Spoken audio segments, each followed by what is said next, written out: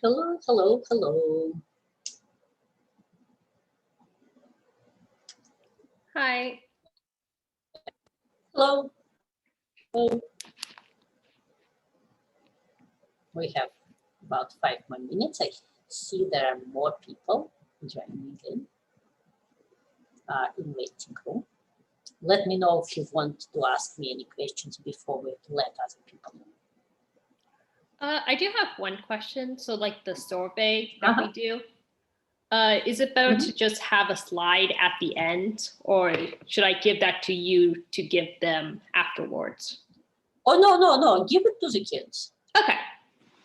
Just wanted to make sure because I can't remember what the other groups did. Yeah, the other groups did Padlet. The other groups did Kahoot. The other groups did, there was something else, Flipgrid, and something else. And just, I remember Anthony made a poll on some polling platform. You can ask Anthony, he's just joined the waiting room. I've made you a co-host, so you can ask him privately. Oh, thank you.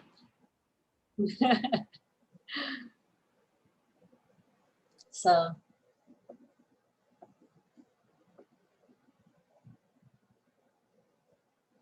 I will actually let Anthony.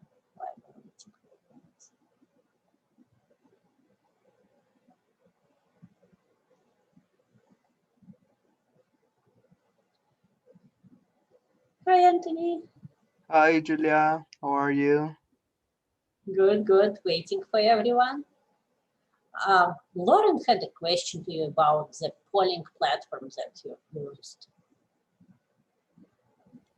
A question about what, sorry? The polling platform, the one that you use to make the polls to ask the kids questions. Okay.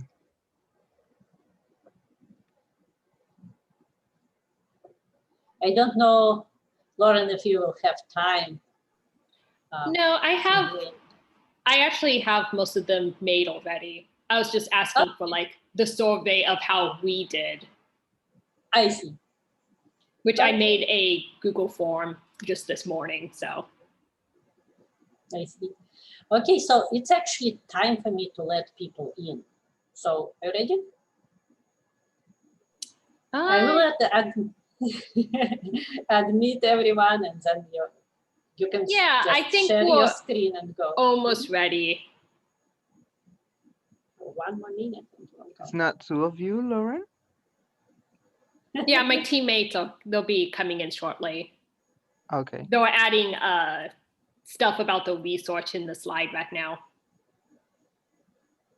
So while we're waiting, it looks like YSP students are still not that active in chat when the kids are asking some questions or just, musing about something. It's okay, to expand on that, elaborate on that. So they love it because they feel that, they're noticed, that you pay attention to them and so on. So while Lauren is teaching other YSP students who want to help out in chat. So, okay, I'm letting everyone in. Beware.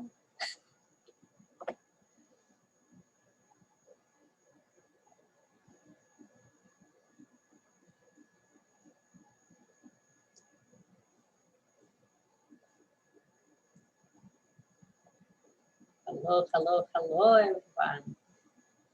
Hi, Jonathan. Hi, Arya. Hi, Kadambari. Hi, Moksha. Hi, Hasi. Hi. Hello. I usually ask people to our Ask participants, not the Blue Marble people, to remove your last name other than the last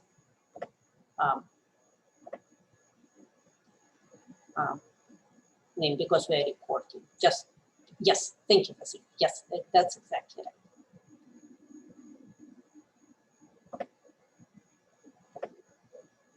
Hi, Jonathan. If you don't mind, I will email you. Yes, good.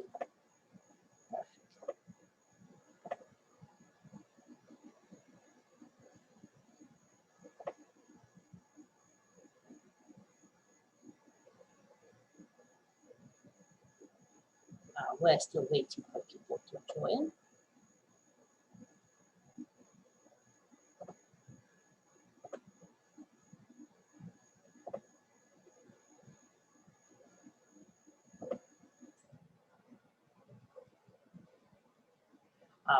When you're sharing your videos, please do not forget to say share computer sound. So if you plan to share any videos, or you may want to do it now. Otherwise, people won't be able to see.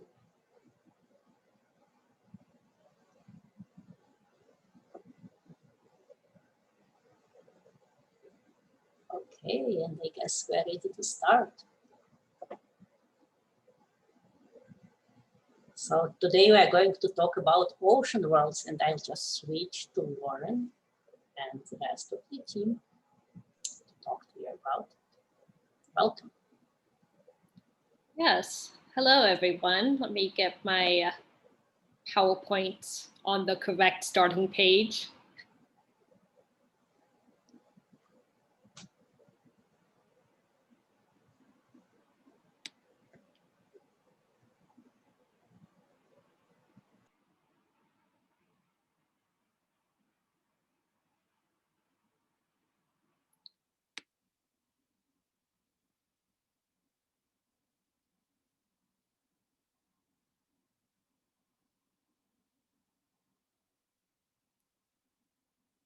Can you guys all see this?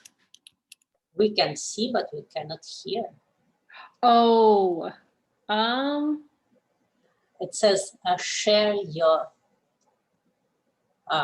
share computer sounds. It should be in your options.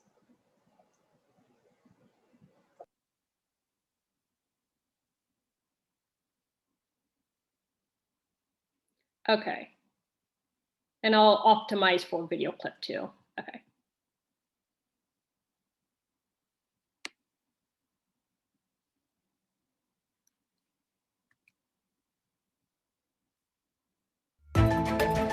Can you guys hear it now?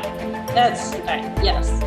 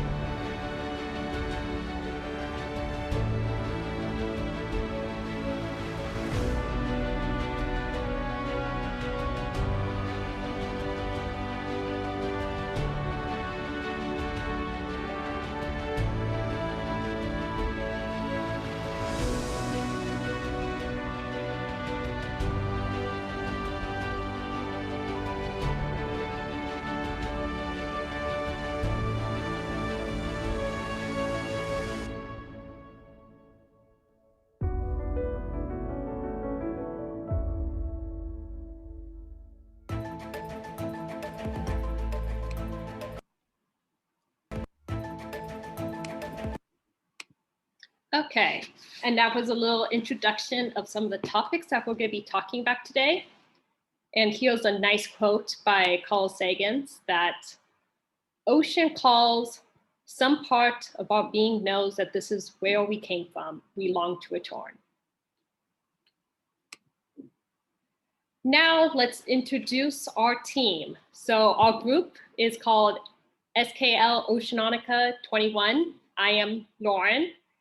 I am a physics math major, and I am studying radio protection for astronauts.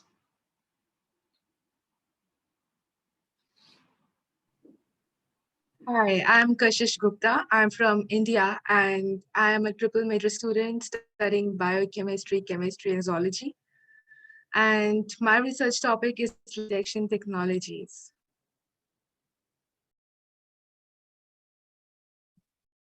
Hi everyone, I am Sakshi Pradeep Khandare from ISA Bhopal, and this summer I am working with Dr. Chaitanya Giri on the project topic applying novel detection technologies to live detection. Now, the question is, why do we care about looking for water when we're looking for life outside of our planet? And I'm going to share a Padlet question with you guys. So if you don't mind getting ready for that.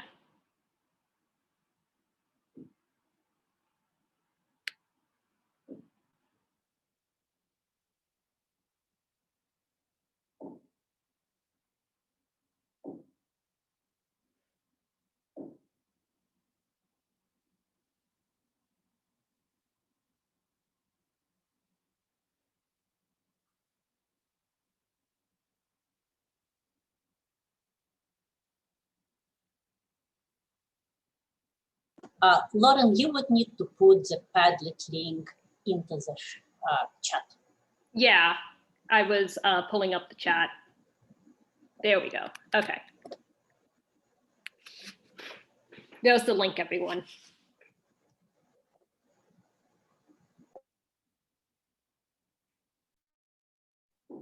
Oh, sorry, this was the wrong one.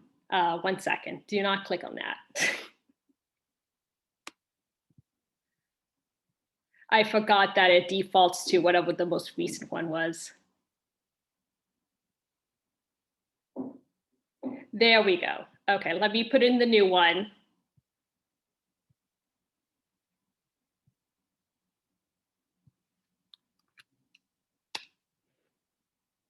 Oh,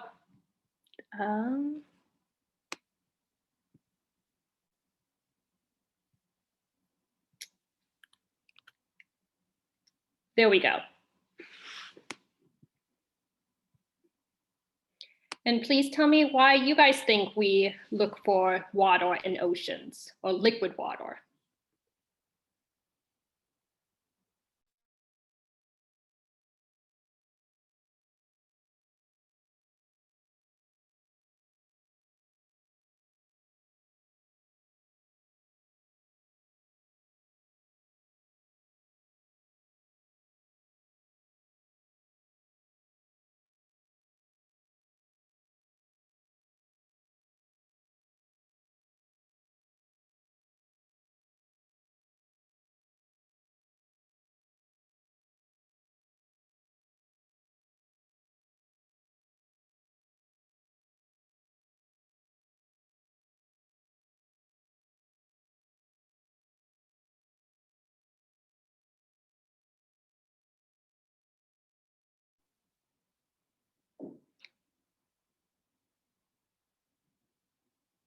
So we have a lot of people saying that we need water to live.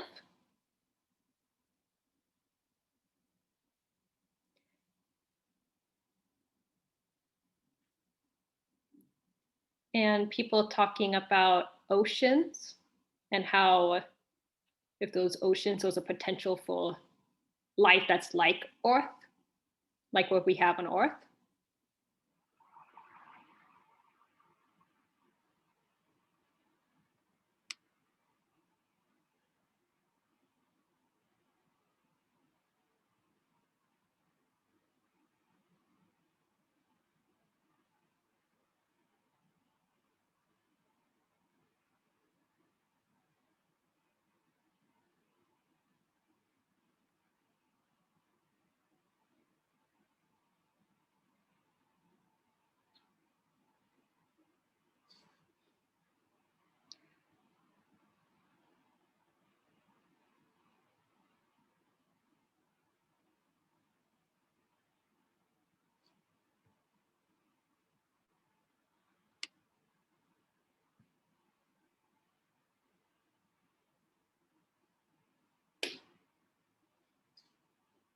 we'll do this for another minute, and you guys can always refine your answers later if you need to, or if you want to. Courtesy of Google. Thank you, Dinah. Google is a very useful tool.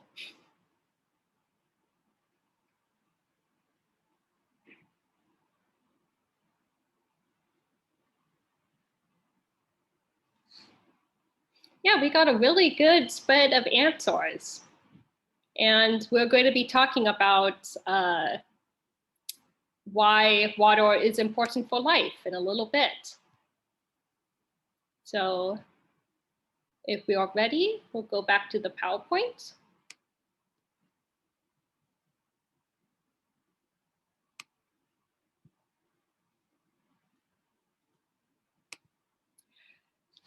And we will have another person talk through this slide.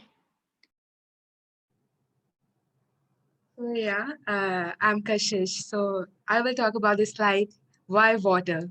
Now, you just answered the Padlet question, like, why do you think that water is essential for the life? Now we will see that why water. Water is a solvent, like it is one of the common life requirements that characterize life on Earth. As we all know, like we cannot live without water. Yeah. So a property, a solvent. Solvent is a like mixture, or you can say like water is a solvent. You add something in that water. For example, you want to add table salt in water. So what is water? Water is a solvent and the table salt is a solute, the things that you add in the water. So a solvent's property to host chemical reactions is considered as a universal requirement for life. So yeah, now we know that for life to exist, we need chemical reactions. And it is a property of a solvent. I'm not talking about water here. I'm talking about every kind of solvent, which can be a liquid also. So it is a property of a solvent that it hosts chemical reactions. And that is the universal requirement for life. Coming to the next is like, if we talk about Earth, we have an extensive evidence that almost all the life on Earth has water. That's why we look for water. But now, why water on Earth? Why do we have water only on Earth, not some other kind of solvent? So water is a very common molecule on Earth. Why? Because what is water? Hydrogen and oxygen. Hydrogen being the most cosmic abundant. That means it is the most abundant molecule in the cosmos. That's why hydrogen is there. And why oxygen? Because oxygen is the most common element on Earth. And that's how sure shot, proven theory. Water is a polar molecule, allowing it to dissolve most other polar molecules. Polar molecules, just like having charges, a plus charge that is a positive charge and the negative charge. So yeah, we know that like dissolves like unlike, sorry. So that's how the polar molecule allows dissolving most other polar molecules like salts and even metabolic reactions. Water provides electrical as well as thermal insulation. So what is that? Like if we have water, so we can be protected with the heat that comes from the sun and other sources. So that's why water is very essential. The life that is living under the water are all protected because of water.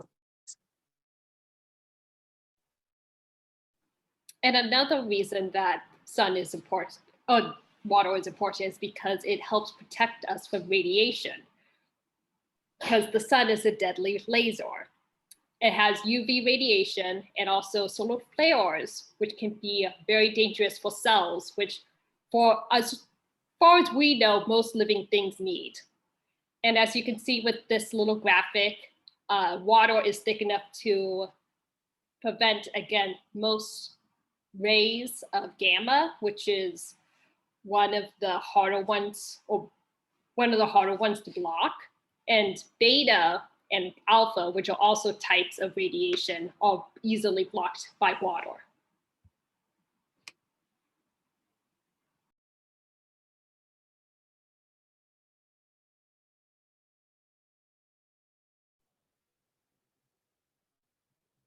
Yeah, can you all hear me now? Yes.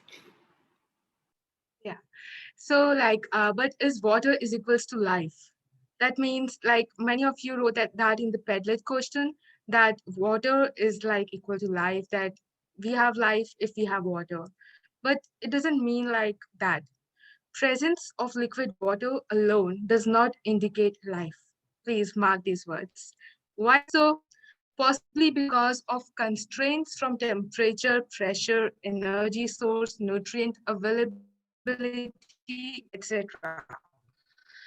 So we need all these factors along with water. We know this from the Interstellar movie. Most of you might have watched, like going to the Miller's planet, and then it had water, it had liquid, but then there was no life. It was sterile. Why? Because there were constraints from other factors like temperature, pressure, energy source, etc., etc.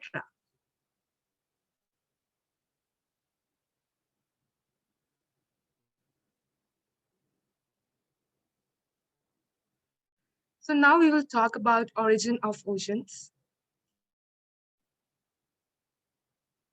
Lauren, can you move to the last slide? And there is a link.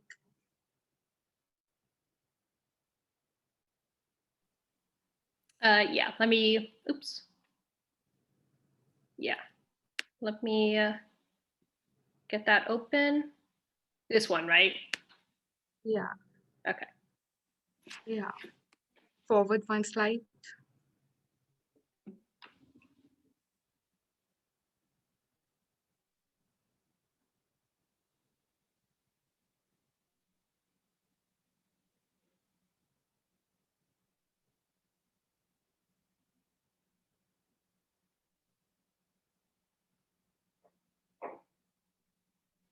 Okay, yeah, it's right. So origin of oceans. We all know that how much oceans are important, but we need to know like how did oceans originate? What is the ultimate origin of water? So a water molecule is made up of one oxygen and two hydrogen atoms. Hydrogen was created in the Big Bang and oxygen in the cores of stars more massive than the sun. Enormous amounts of water in gaseous form exist in the vast stellar nurseries of our galaxy. The Hubble Space Telescope peered into the Helix Nebula and found water molecules.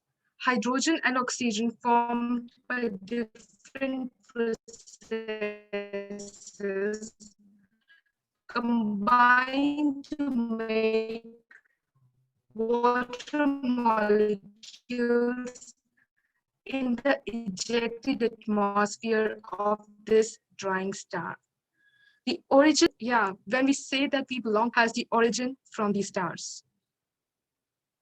Lauren, next slide.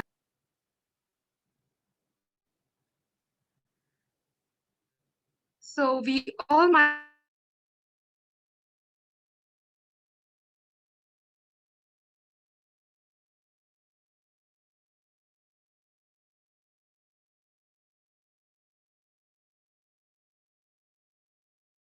Other molecules are comparatively rare. Even so, the nebula is so vast that it creates enough water every day to fill Earth's ocean 60 times over. 60 times over. It creates so much of water molecules. Water, along with every other molecule created in these stellar nurseries, becomes raw material for the formation of new planetary systems. So the new planetary systems have the raw materials from the nebulas like Orion Nebula.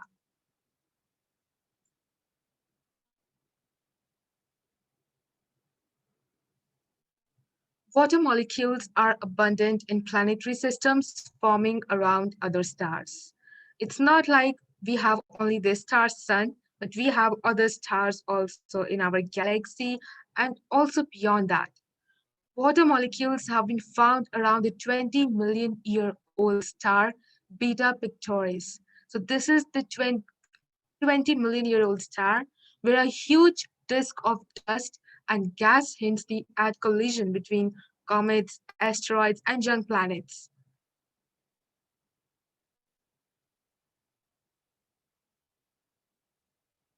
Now, the most important question, like how did water arrive on Earth? Asteroids and comets are debris left over from the formation of our solar system and are rich in water. We all know that, like, this is very basic concept, something like when we learn about stars or space, we know that we talk about asteroids, comets, and we know that these are the rocks. These are the debris that were left from the formation of our solar system.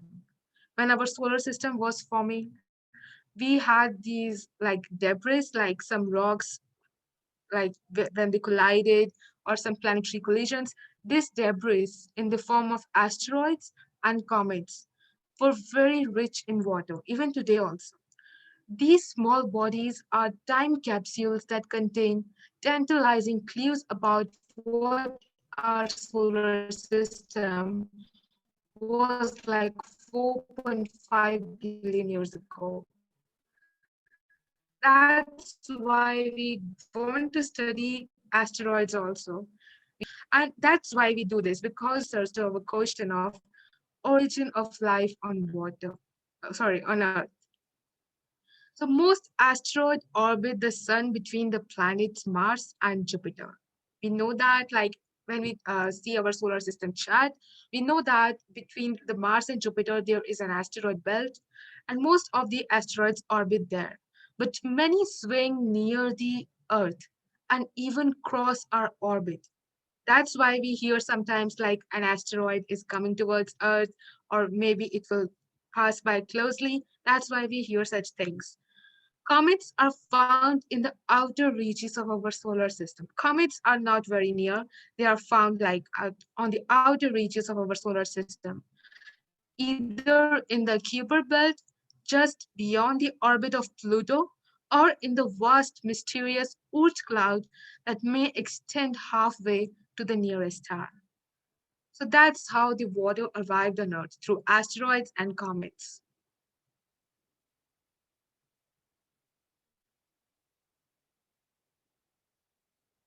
Over billion of years, countless comets and asteroids have collided with Earth. Countless, enriching our planet with water. Because if like one asteroid collided, it will not bring that much of water to fill like almost our Earth with water. Our Earth has so much of water, like more than the land. So that's why like countless comets and asteroids must have collided with Earth, enriching our planet with water.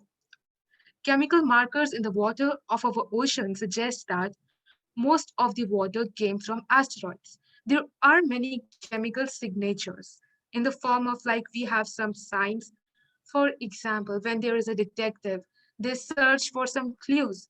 And in that similar way, we have some clues in our water and our oceans, which suggest that most of the water came from asteroids. When we do some scientific techniques over those clues, we got to know this. Recent observations even hint that ice can also possibly be the reason for creating the liquid water.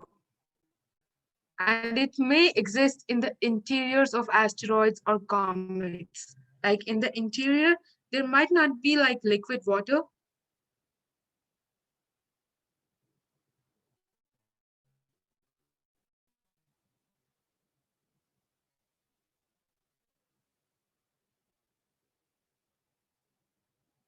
Okay, so Lauren, that's all about the origin of oceans.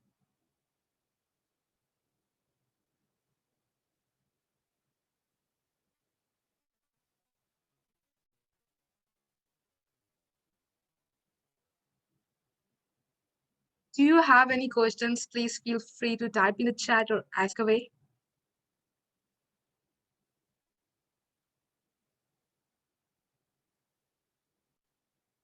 So if you don't have any questions, I will move to the next part about like extreme conditions in water of Earth. So we have so many oceans on Earth, and that's why we have so many extreme environments also. There is like polar regions where the water is present in the frozen form. There are cold seeps. Yeah, there are cold seeps and mud volcanoes. Those volcanoes are present on the seabed. Then there are shallow water hydrothermal vents. Hydrothermal vents, we will talk about that later. It's very interesting topic. There are hot springs. We might have heard about Yellowstone, and that's a hot spring that the like a heat evolves from that. So we will see these extreme environments in the coming next slides. Lauren, please, next slide. Okay, so we have a question. What if extremophiles live on those planets, but we just have not been able to see them with the naked eye? That could happen, of course, that could happen. That's why we just send like missions. We are planning to sending Europa Clipper fly. There are many missions. We will be talking about that in the later slides in the live detection. Okay.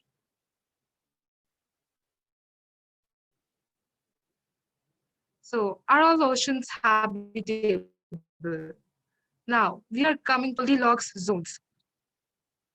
Goldilocks zone or habitable zone, we call it habitable zone also and Goldilocks zone also. It is the range of distance with the right temperature for water to remain liquid. This is the Goldilocks zone. This is the Goldilocks zone, and that's why we have just at the right distance from the sun. We are like 1 angstrom units distant from the sun, and that's why we have like almost the right temperature for the water to remain liquid. But does that mean water is equal to life? No, I told you before. Okay, then next slide. Okay, so now we will be talking about ocean worlds. We saw about our Earth, and we will be seeing more things about our Earth too in the coming slides. So now let's go to Europa. Europa is a moon, as we know, and it is an ocean world. But ocean of liquid water beneath its icy crust. So how? Like its distance from the sun is 5.2 angstrom units. That's too much. But then how can water exist as liquid? Because when the distance increases from the sun, the water tends to become icy. The temperature will decrease a lot. It will be cold as hell, like it will be so much cold that nothing can possibly survive there. Like we cannot survive there, and maybe the life on Earth cannot also survive there. So, but no worries when dad is there. Who is the dad? So it's Jupiter, its parent planet. So Europa is a moon of Jupiter, and Jupiter is its parent planet, and it gives the tidal heating. Okay, so it gives the tidal heating from Europa is from the Jupiter.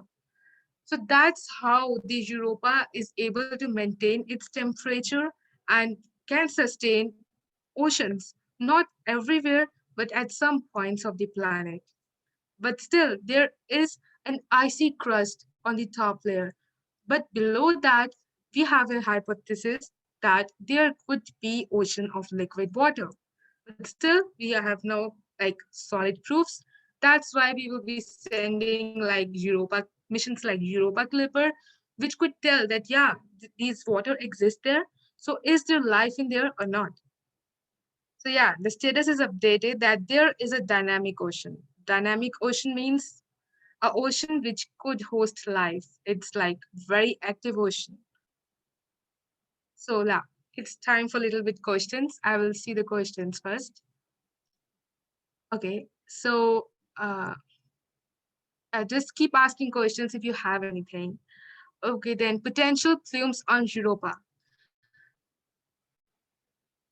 We didn't know about Europa plumes before, but recent studies told us about that, yeah, Europa could also have plumes. That's why I use the word potential, but not only plumes, because there is no proof.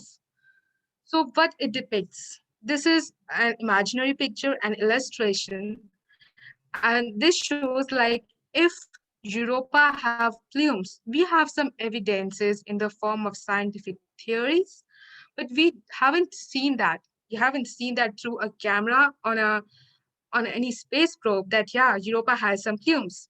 So this is how it will look like if Europa has plumes, and it depicts a cryovolcanic eruption. What does cryo means? So cryo is related to cold, freeze. So yeah, because Europa has an ice crust over there, so that's why we call it like cryovolcanic eruption. It it is erupting from the ice crust, but in the ice crust, from where it is coming? Brine. And what does it erupt? It erupts brine from within the icy shell. Brine is the salt, salty water. And where it is salt, it is like organics. And where it is organics, there can be life. So yeah, let's move to the next part and learn more about the plumes of Europa and what it can be.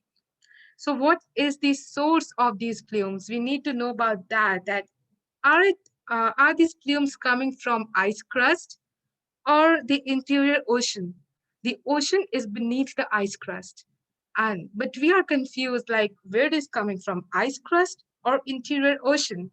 So let's see this.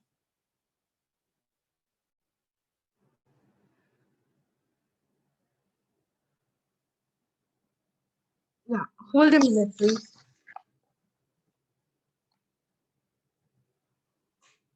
Okay, then this is the structure of Europa surface. You can see this is the ice crust.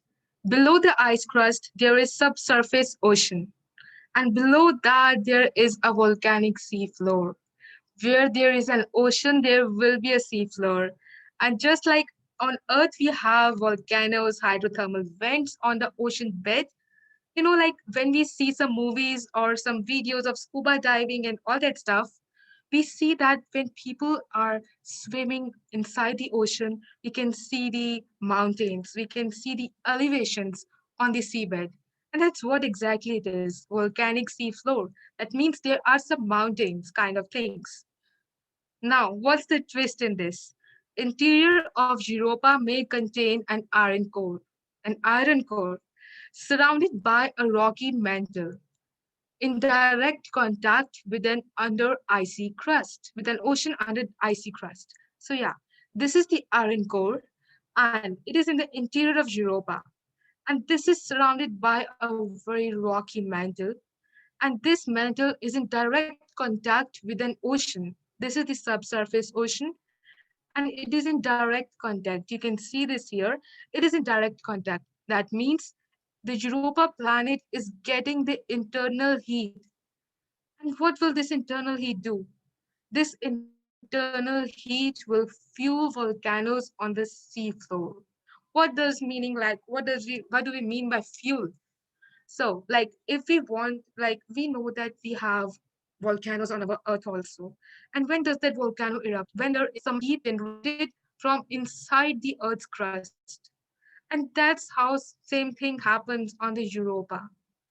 The iron core gives the heat to the subsurface ocean. That's how the ocean remains liquid beneath the icy crust.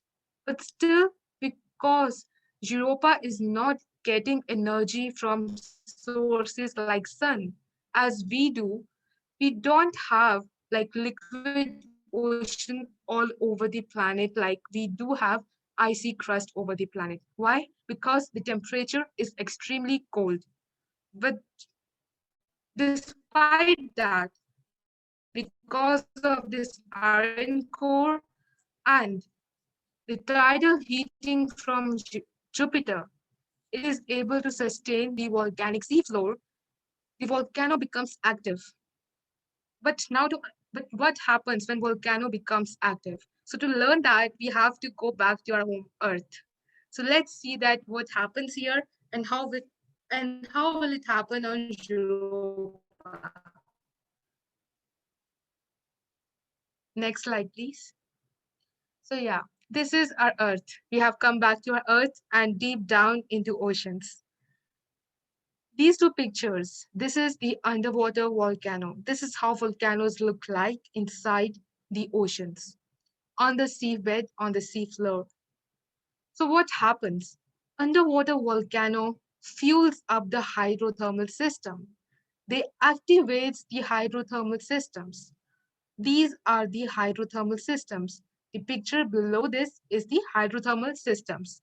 When these get activated, these eject some fluids and some gases, some organics, some components, some chemicals, a lot of things they eject. And when they eject these things into water, and when this water comes in contact with the hot magma of the volcanic systems also, this produces chemical energy. And chemical energy is one of the basic three requirements for life. What are the three requirements for life? Liquid, chemical energy, and do anyone would like to tell that in the chat box, like what are the three requirements of life? And this chemical energy from the hydrothermal systems, rather than sunlight, helps support life deep in our own oceans. We do have life in our deep oceans. We do have some aquatic creatures which live near these hydrothermal vents. You can see in the picture that how these look. And these are all the organisms also there. And how do they live? They cannot get the sunlight because they are so deep inside the ocean. So that's how they get their energy, they get their chemical energy from the hydrothermal systems. Now, what is a hydrothermal vent? So hydrothermal vent is an opening on the seabed of the earth by which geothermal energy escapes. Now, what is geothermal? Geo means earth and thermal means heat. So the heat energy of the earth, it escapes through this opening because earth also, like when we are angry or we are in that state, we need something to eject our emotions. And that's how our earth also needs an opening, a vent, to increase all the build-up emotions. And these emotions are in the form of geothermal energy. So the geothermal energy, the strain the earth has, all the heat built up inside the earth gets escapes through the hydrothermal vents, which are the openings in the seabed. And how does this happen? Seawater enters, becomes very hot, and rises. How? Because we know that hot air also rises and hot things tend to rise up. And that's what actually happens inside the oceans also. So we can see that in this diagram that this is a sea mount. That means there is kind of mountain-like thing in the seabed, which has an opening or a vent, which is known as hydrothermal vent. Now the water is, it might not be water, but on Earth it will be water because there are oceans. So the seawater was inside it. It became very hot because the geothermal energy is coming out. And when it splashes out, it provides carbon dioxide, water, and many more. And these chemicals are being used by the organisms that are living near these hydrothermal vents, like mussels. These are the organisms, and these are using these chemicals which are escaped from the hydrothermal vent. And this is how they live because, and these we often call them as extremophiles also. Why? Because sometimes there are so much extreme conditions, like hydrothermal vents are at places where there is no sunlight, there is no proper amount of sunlight. So where we will get the chemical energy? We need chemical energy from the sunlight. If there is no sunlight and we are thrown into a place where there is always dark, we will not be able to like survive for the whole life. Like we will sometimes like say that, yeah, where is the energy? Because sun provides us many things to sustain our life. And if sun is not there, there will be no water, there will be no chemical energy, and the life will not be there. In a similar way, in these hydrothermal vents, there is no sun, but still because of these hydrothermal vents, because they gave some heat throughout the vent, and they also gave some chemicals. They also threw out some chemicals. And only because of this heat and some chemicals, they were able to live near these hydrothermal vents.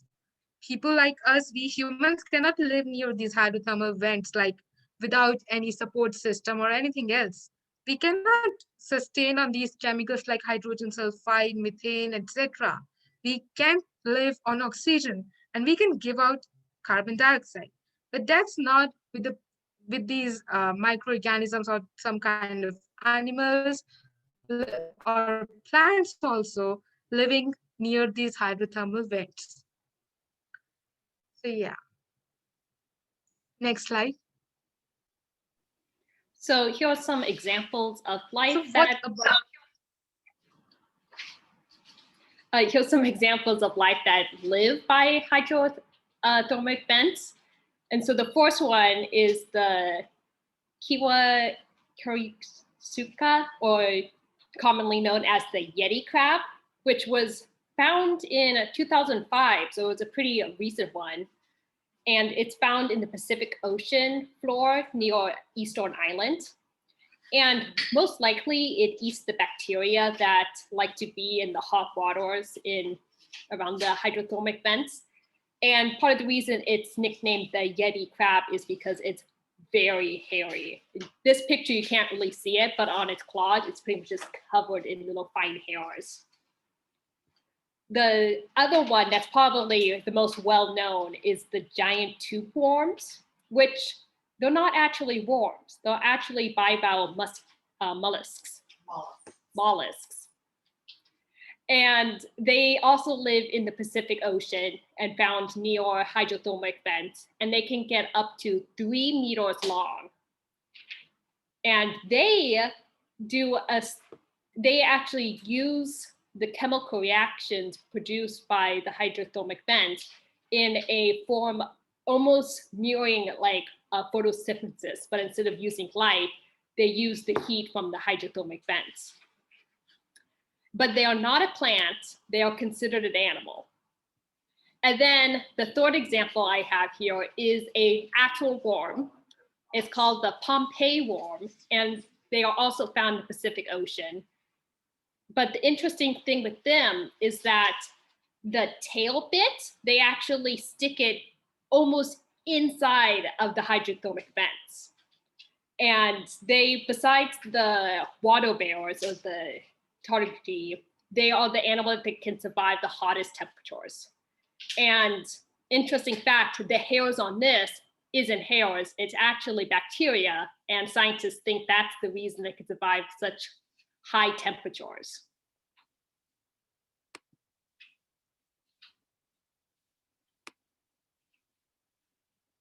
And now is the question is, if there's extreme life like that in our oceans, what does that mean for other worlds?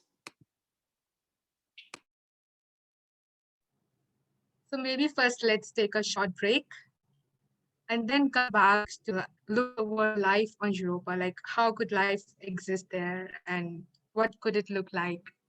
Let's take a short break, do some stretching or get freshen up, and then we will return.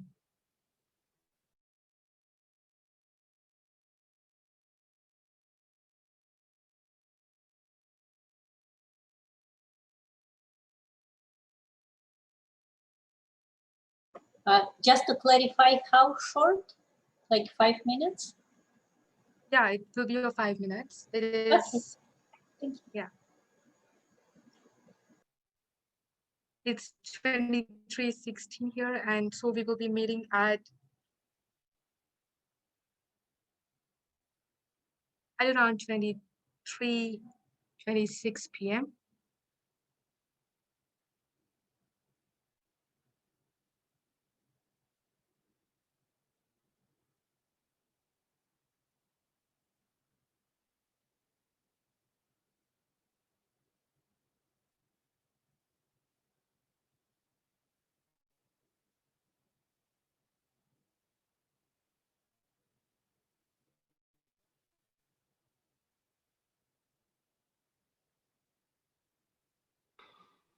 And in the meantime, if you guys have any questions, feel free to ask in the chat.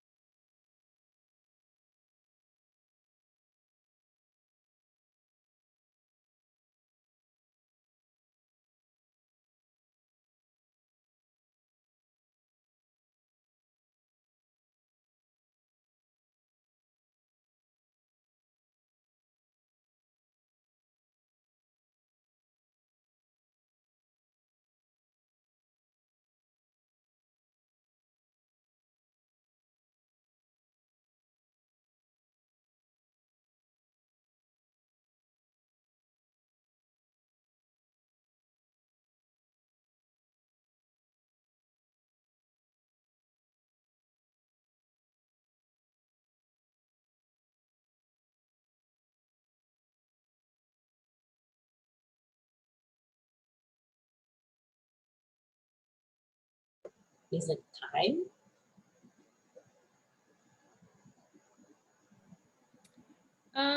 We're waiting for Kashik to come back I see. because it's her section. Oh, Though okay. if it takes her, I guess I could do it if it takes her, but she should be Sure, back soon. sure. Wait.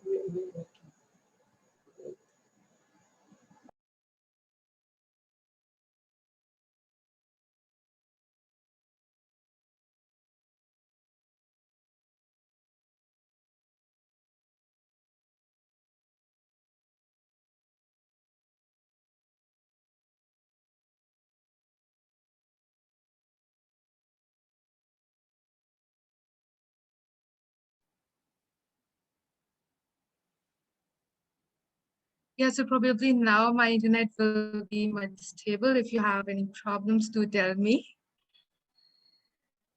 So yeah, okay. So let's summarize like what we did before the break.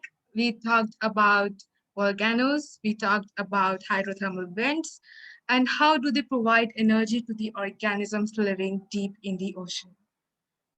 So Europa also has water beneath the ice crust, and it can have hydrothermal vents. Scientists think that it could have hydrothermal vents.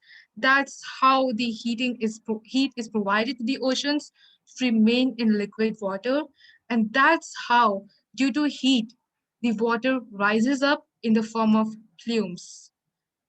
So what could life on Europa look like? All three requirements of life may be present there. What are the three requirements of life?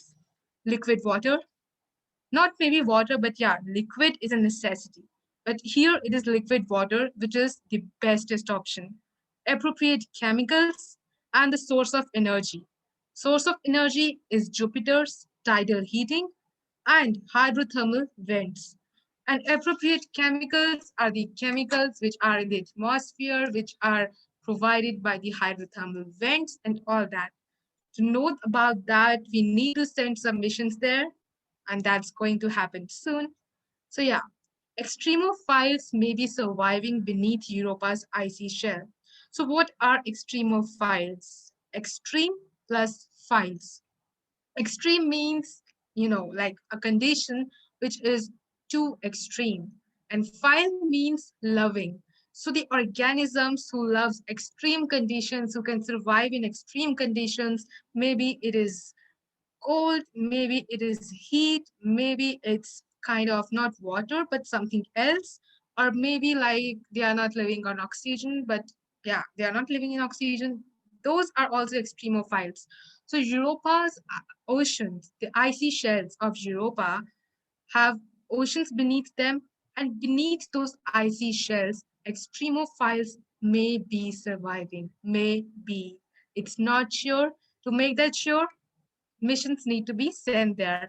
So how life may look like, how those microbes may look like it will be like microbes. It cannot be like a human like us. Scientists think this, like it can look like microbes, or maybe something more complex, like some aquatic organisms, which are quite bigger in size, like some octopuses on Earth, those sea monsters, or something like that. Yeah, next slide.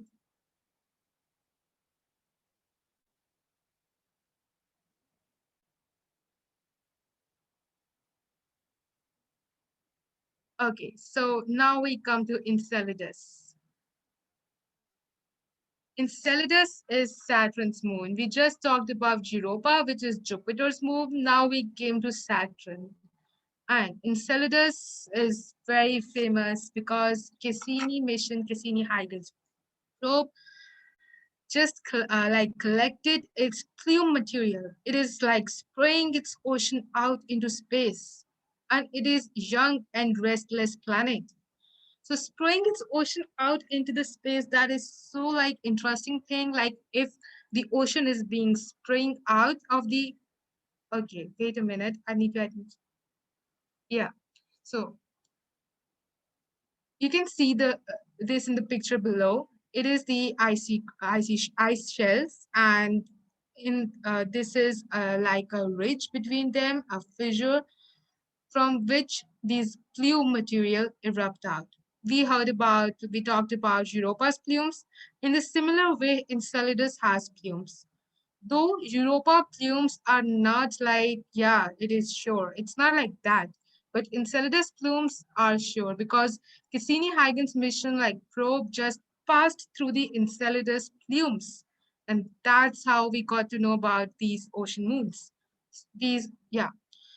So because Enceladus reflects so much light, sunlight, the surface temperature is extremely cold. Since it is young and restless, it is almost like so smooth. It reflects the sunlight so much that it doesn't let the sunlight to get into its atmosphere or surface. So that's why the temperature is extremely cold, extremely, like maybe more than Europa or Titan. A highly active world with surfaces still in their adolescence. It is a highly active world, but surfaces are still young.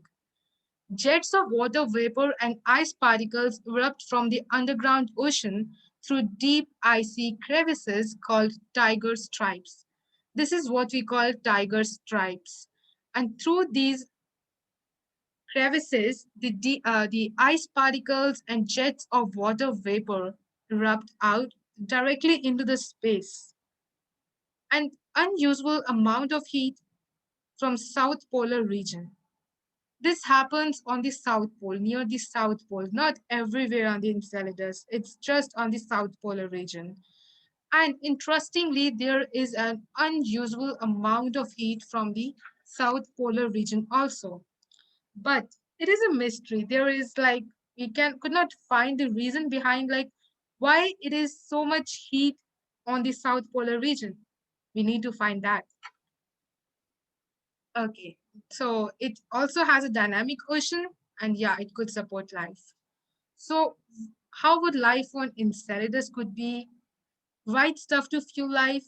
Yeah, we have that stuff. Like we have plumes. Plumes I talked about in the case of Europa, that plumes originate because of the hydrothermal activity.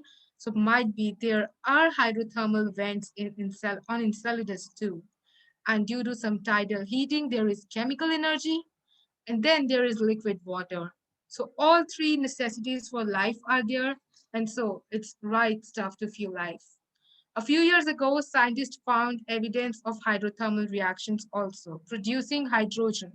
So here the hydrothermal reactions produce hydrogen. A research group took this study a step further. So a research group came and they studied this further on Earth especially, like they didn't send something there, but they studied the data that Cassini mission provided them. Methanothermococcus echinovensis. So this is a name of a bacteria or an archaea, or you can say just simply a microbe or a microorganism. So methano means methane, and thermo means heat. Heat or like temperature, maybe it's temperature. So it is an extremophile which can tolerate methane, which can tolerate temperature conditions. So yeah, if it can tolerate these things, then it can survive. So what happened is that this is a methanogen, means like it can survive by methane. It doesn't need oxygen or anything like that. So it converts molecular hydrogen and carbon dioxide into methane. So what happens is that like the hydrothermal reactions on Enceladus produces hydrogen molecules. And there is carbon dioxide also on Enceladus. There have been some studies and they say that, yeah, carbon dioxide is there.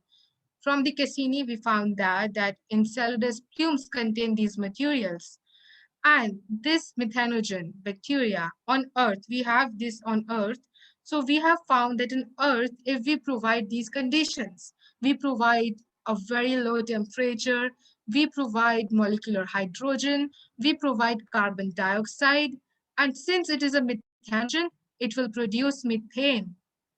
So it will convert molecular hydrogen and carbon dioxide and convert it into methane. And these all were found in the Enceladus geyser or plumes. So we can say that maybe something like this can be present there.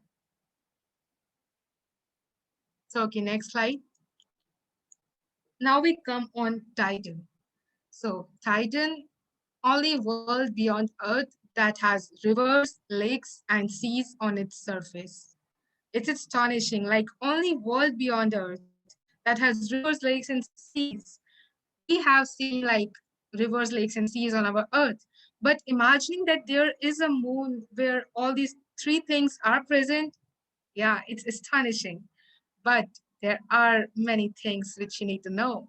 Its distance from the sun is far more than Enceladus and Europa. It is 9.5 angstrom unit distant from the sun. That means it will be so cold. And yeah, since it is more distant than Europa and Enceladus, here it is a different phenomena.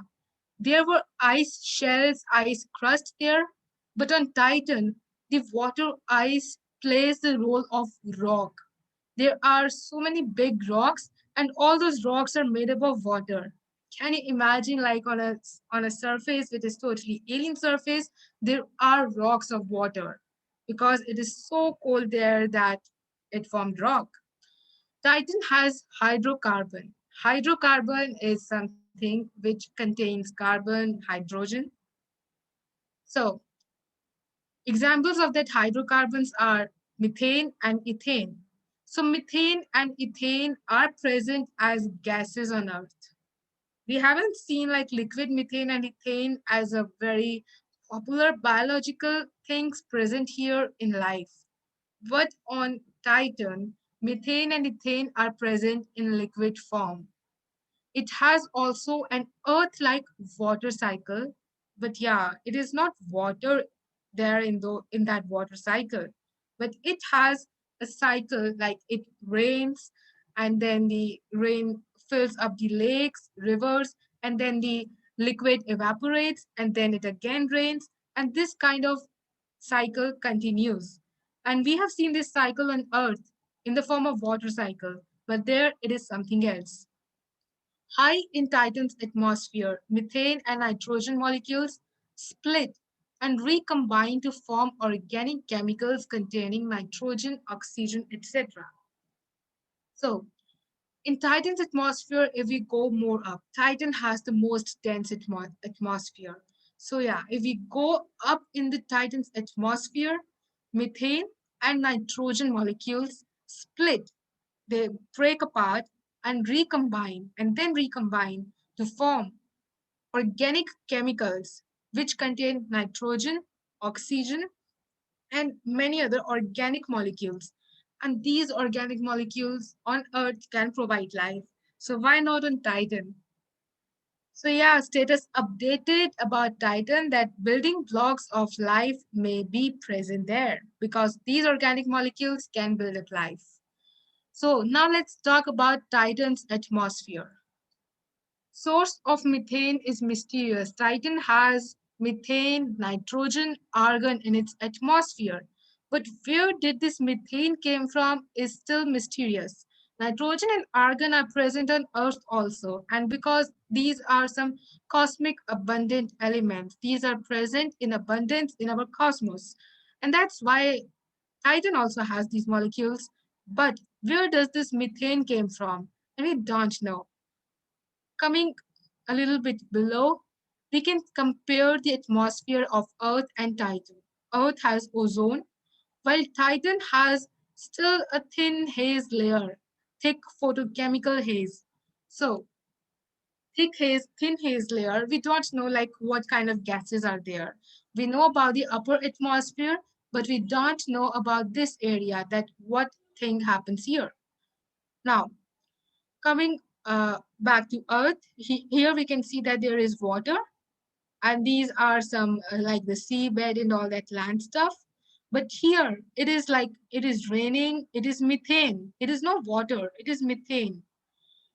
So sunlight, what happens in the atmosphere is that on the Titan, sunlight continuously breaks down methane. Not on Titan, but if there is methane on Earth, what will happen that sunlight will continuously breaks down methane. And similar thing will happen on Titan. Titan is getting some kind of sunlight, but it's not that much which we get on Earth. And that radiations from the sunlight continuously breaks down methane. And when it will break down methane, then it should have been depleted. If the methane is present in atmosphere and there is nothing to replenish it, then it will be depleted over time. But it didn't. So that means there must be some source replenishing it. So what could it be? And that's a mystery.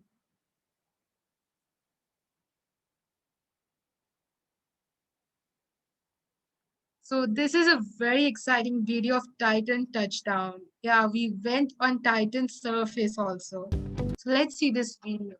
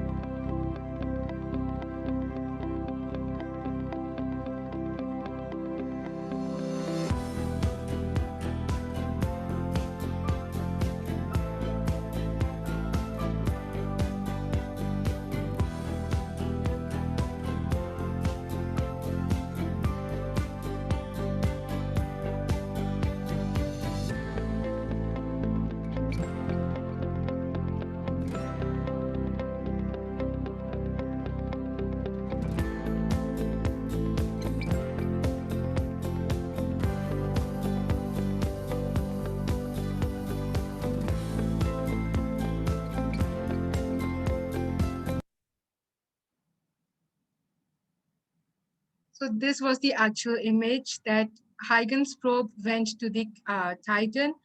It was actually like a suicide because they warned that Cassini-Huygens should now end. And for just in case, they send that probe to Titan so that we can get some like information that what is there actually. But we all were astonished to see that what actually is there. So yeah, next slide. Life on Titan. Complex chemistry, unique environments, and an underground ocean of liquid water. Scientists think that there might be an underground ocean of liquid water. There might be. No confirmation. But we can say, like, with some evidences that there is a complex chemistry. There are unique environments, like there is methane lakes flowing over there, methane and ethane, and in the liquid form. So yeah, their chemistry will be very different from that on Earth. We live on oxygen, carbon, hydrogen, and all that stuff, but they might be living in methane or ethane. So that's something totally different that we don't know. Life as we know it, the life that we have seen on Earth, it can exist in the subsurface oceans of Titan. We can think that we can probably find life like Earth on the subsurface oceans of Titan. But we can also find life as we don't know it, totally alien life, based on hydrocarbons and present in the hydrocarbon liquid of the surface. It seems unlikely that Titan could be home to enormous sea monsters. It is very unlikely, but still we don't know until we go there. The available chemicals would probably limit the size and complexity of titanium life forms to microbes. That's our speculations from some scientific researches that scientists says that with the available chemicals, the data that was collected through various researches through Cassini-Huygens probe, scientists came to a conclusion that the life could be in the form of microbes, not bigger than that. Okay, then next slide. We have other moons also, which have like trapped ocean or some active oceans, but these are so far away that we haven't sent something like, or haven't even planned. Space agencies haven't even planned something like that, that we will be sending missions to there, but maybe they will send in the coming future. So there is moon of Jupiter named Callisto. Callisto's cratered surface lies at the top of an ice layer, which is estimated to be about 124 miles thick. An ocean, which is thought to be at least 6 miles deep, could be directly beneath the ice. It is same as that of in the case of Europa or Enceladus, just the distances might be different. But there is another major difference. The distance from the sun is 5.2 angstrom unit, which might not be that much like we saw in Titan, but the oceans, it is tidally locked, like there is trapped ocean. Trapped ocean means maybe it can be sterile. So it is very unlikely to support life. It cannot be an active ocean. Next, we come to Ganymede. It is also a moon of Jupiter. Its distance is also almost the same. It has also a trapped ocean that is unlikely to support life. It is the largest moon in our solar system and the only moon with its own magnetic field. That's something interesting, that the only moon with its own magnetic field. Recent studies indicate a large underground salt water ocean is present at the Jovian moon at Ganymede. Ganymede could in fact have several layers of ice and water sandwiched between its crust and core. But still, since it is a trapped ocean, it is unlikely to host life. Yeah. So, moon of Saturn, Mimas. So, it is almost 9.5 angstrom units distant from the sun. Research suggests that Mimas has either a subsurface ocean or that its core is shaped like a football. If Mimas is hiding a liquid water ocean, it lies 15 to 20 miles beneath the moon's impact battered surface. So if there is an ocean, it might be lying beneath the impact battered surface. So the life may be possible. Why? There is an evidence of an ocean, but still we don't know that biological potential is unknown because nothing has been sent there. Then there is a planet, dwarf planet Ceres. Its size comparison is like given here, like so. It is 4 angstrom units distant from the sun, which is lesser than Europa, Enceladus, Titan, and all those moons that we talked about. Scientists estimate that Ceres consists of about 25% water ice, of which a fraction could be in the liquid state. However, Ceres may or may not have a liquid layer or subsurface ocean. It may or may not have, we don't know. Data from NASA's Dawn mission could provide an answer. So we will wait. Evidence of an ocean is there, but biological, like evidence is still unknown. Biological potential is unknown.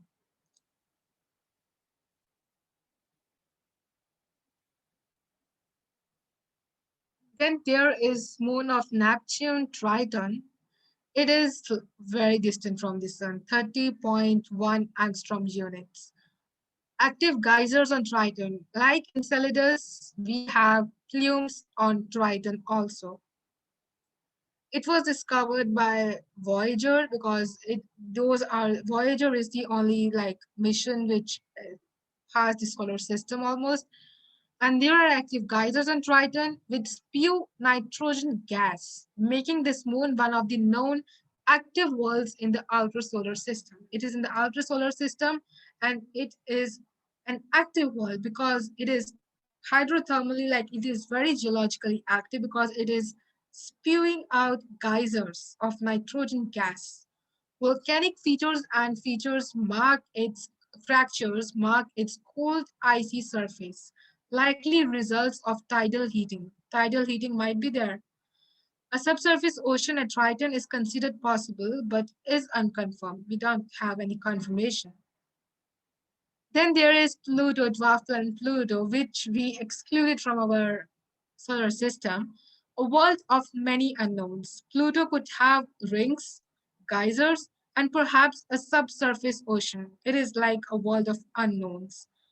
Maybe it has rings even, maybe it has geysers, or perhaps even a subsurface ocean. Data from NASA's New Horizons mission may help answer this question. Is Pluto an ocean world too? Yeah. So we don't have any confirmation, but maybe soon we will get to know.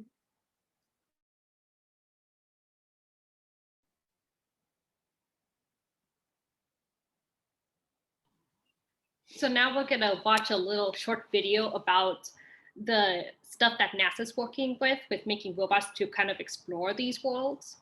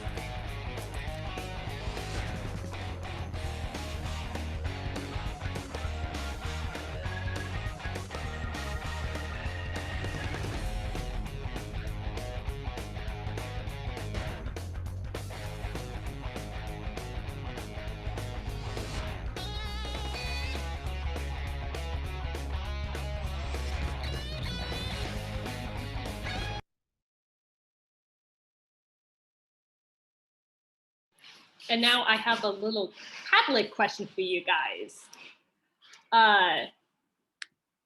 Oops.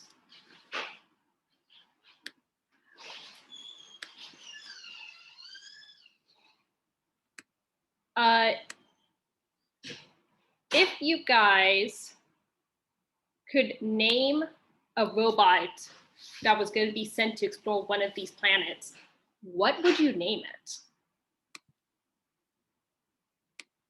And you can choose like a specific one, like the one that had the little spider claw to heat up the ice so it can take chunks of it off. Or you can just do a generic example.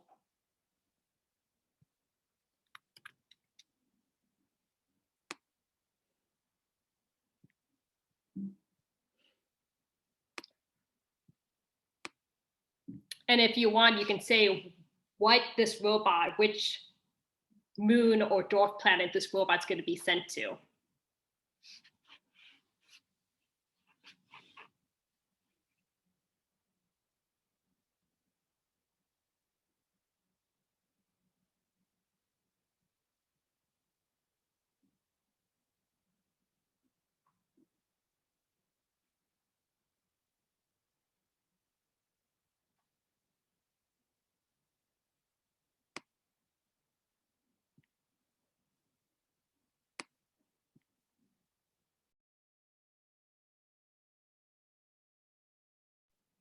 And let's take about 5 minutes to do this.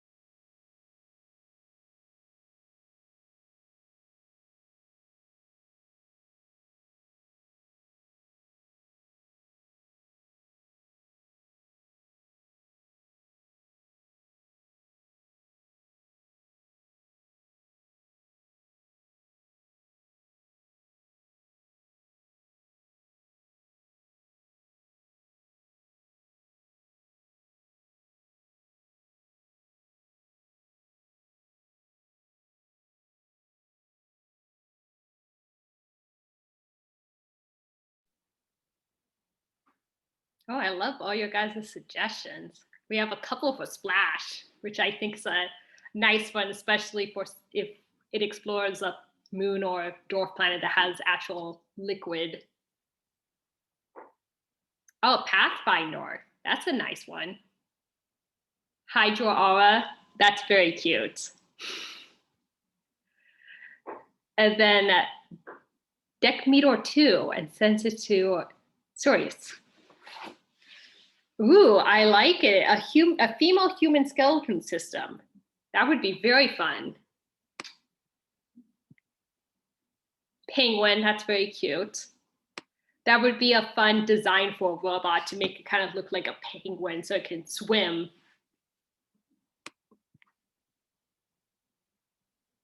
Eclidia's ocean exploration robot, EOER, so like OER. These are great. Good job, everyone.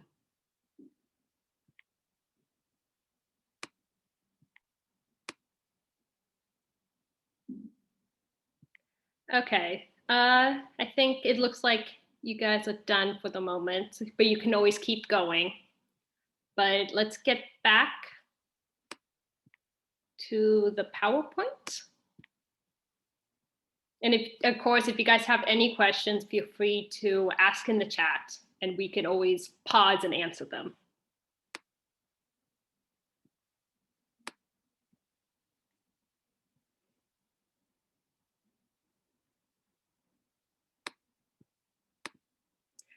And here's some things that NASA is currently building to explore Titan. And this is a drone that has about 8 propellers, and they're calling it Dragonfly, which I think is a very cute name. And part of the reason it's called that is because its method for flying is going to be leapfrogging. So it's going to fly a short distance, land, take some survey, and then it'll do it again, which if you've ever seen a dragonfly, they love to move like that.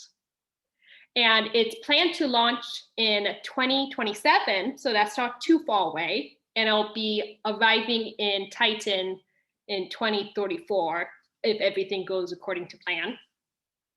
And its current pack is going to fly a total of 175 kilometers or 105 miles. And the purpose of Dragonfly is really to take samples looking for water, for any complex organic molecules, and any other signs of life.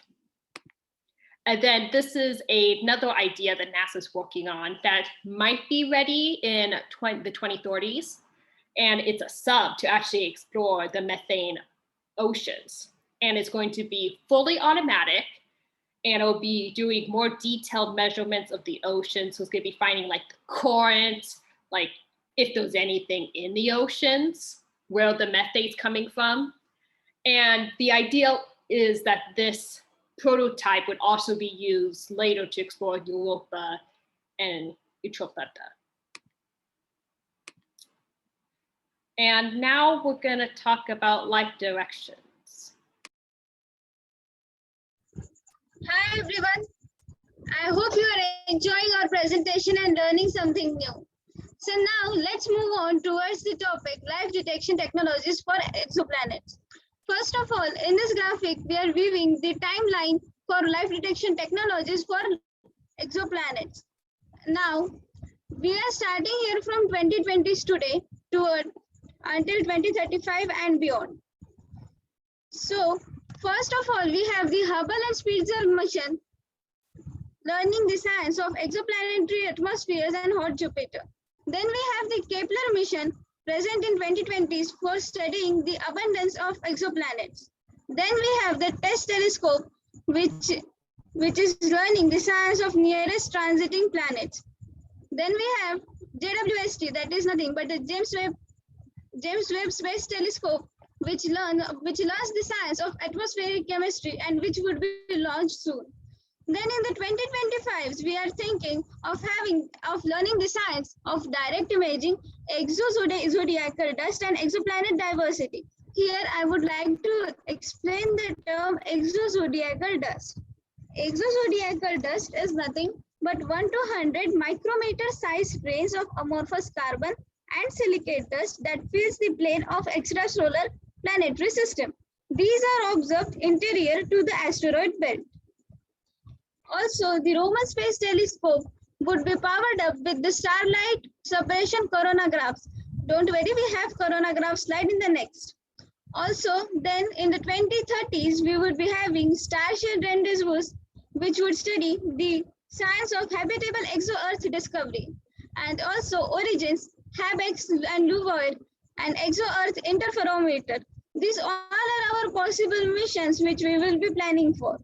And in the 2035 and beyond, we would be studying about the exo-Earth biosignatures, habitable exo-Earth abundance, and about the M-dwarf rocky planet biosignatures and life variation. Now, the technologies required for this are angular resolution interferometry, angular resolution and collecting area of large space telescopes, contrast stability for ultra-stable structures, detection sensitivity. If we are planning to detect something, so it is necessary that our detector is very sensitive to a particular change. And that's why we need very advanced kinds of detectors. Then we have starlight suppression starshades and starlight suppression coronagraphs. Lauren, please, next slide.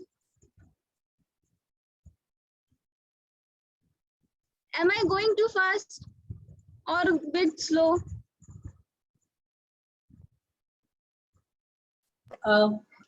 You may want to explain the terms that you are using, because you've just named several. Yes, I see you are going to talk about coronagraph, but you also mentioned interferometer, you also mentioned amorphous carbon. You may want to expand on that since you're mentioning. Okay, ma'am. So the amorphous carbon states that the pattern is not stabilized in a particular direction. That is, when we have it is a difference between the two, like amorphous carbon, in the carbon which is not perfectly aligned, or we can say the small particles or the small atoms are not arranged in a definite orientation. That's why we have the structure of that's why we have amorphous structures. And also about the coronagraphs and starshades we have later. And interferometry, angular resolution, these are basically used to understand and explore about the planets. And angular resolution is very important. Resolution is nothing but the separation of two wavelengths, so that at a particular distance between the two peaks, we are able to distinguish the two objects very particularly, except the noise background. Noise background are nothing but the kind of small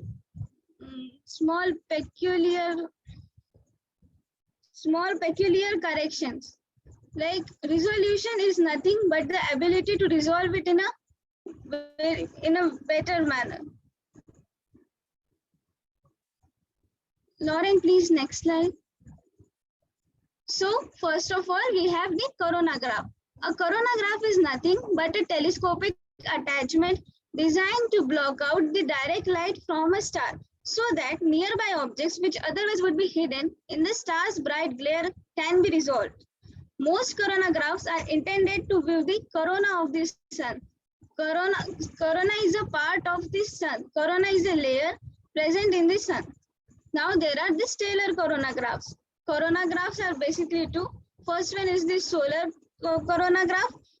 Like they mentioned, like that most coronagraphs are intended to view the corona of the sun. So we will consider this as the solar coronagraph. And stellar coronagraphs are being used to find the extrasolar planets and circumstellar disks and around the nearby stars, as well as host galaxies in quasars and other similar objects with active galactic nuclei. Active galactic nuclei are nothing but the active galactic nuclei. One of the example of active galactic nuclei is the number of galaxies, like just a second.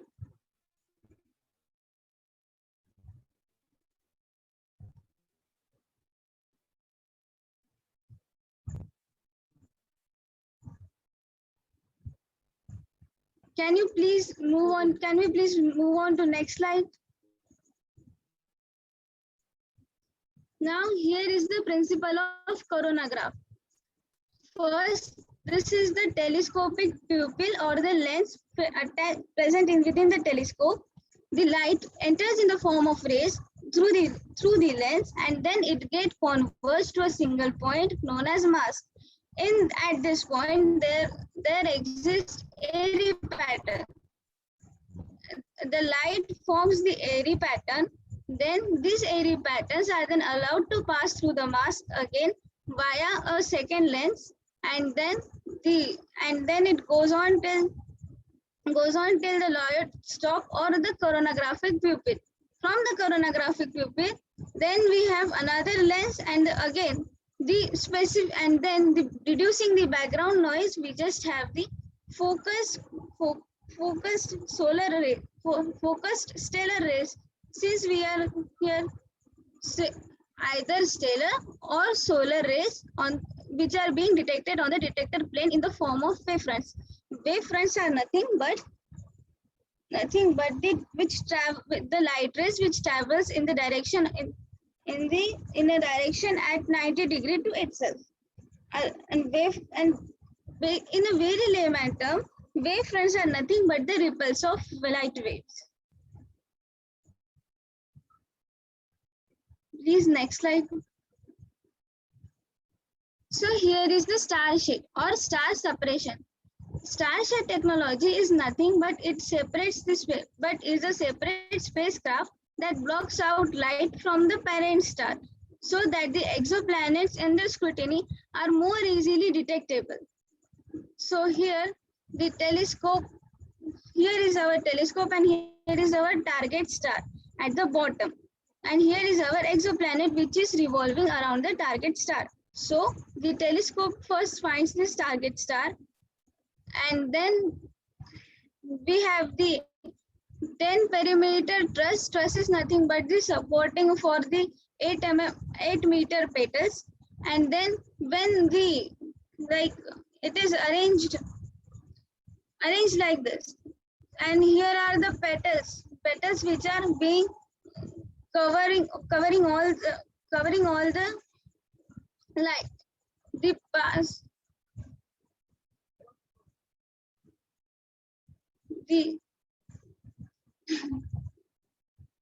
The star side and the telescope side. The telescope side are the optical side. Optical shield is gray, and the star petals covers the maximum area of the light protection. That's why we are more able to detect the exoplanet, because all the extra light which are stopping us to discover an exoplanet are being, and there is a reduction of noise. Noise is nothing but the extra light which interferes with the light of the exoplanet. Since the light of the exoplanet have lesser intensity compared to that of the target star. That's why the star separation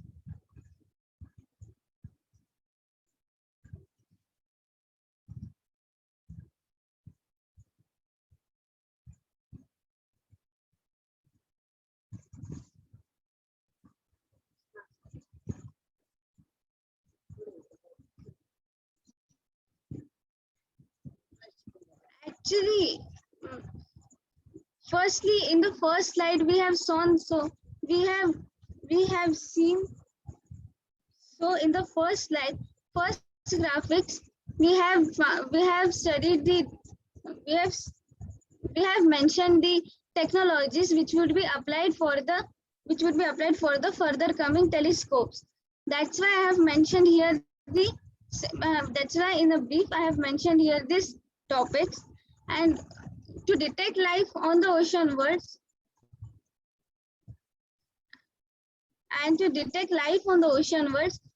many of these technologies would be needed to bind up with the existing technology. Like for example, the star sheds or star separation technology. Like the star shed is being tied with the JWST, James Webb Space Telescope, and that's why we need to have them. That is the reason. Next slide, please.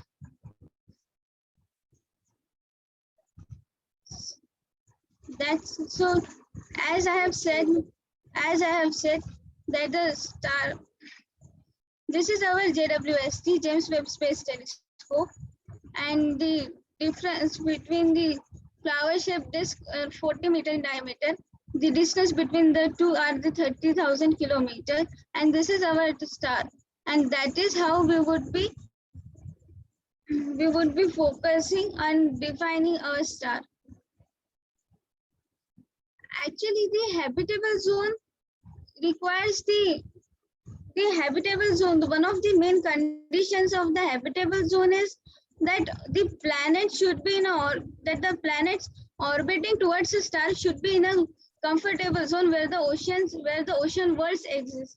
And to detect such a kind of ocean worlds, we also need to understand the star of the system, so that how it is affecting the planets, how the arrangement is there, and that's why we have seen these technologies in a very brief manner. I guess I have answered the question. Now here are the biosignatures. So biosignatures are nothing but the objects, substances, or pattern having an origin of biological agent. Now, can we play the video, please?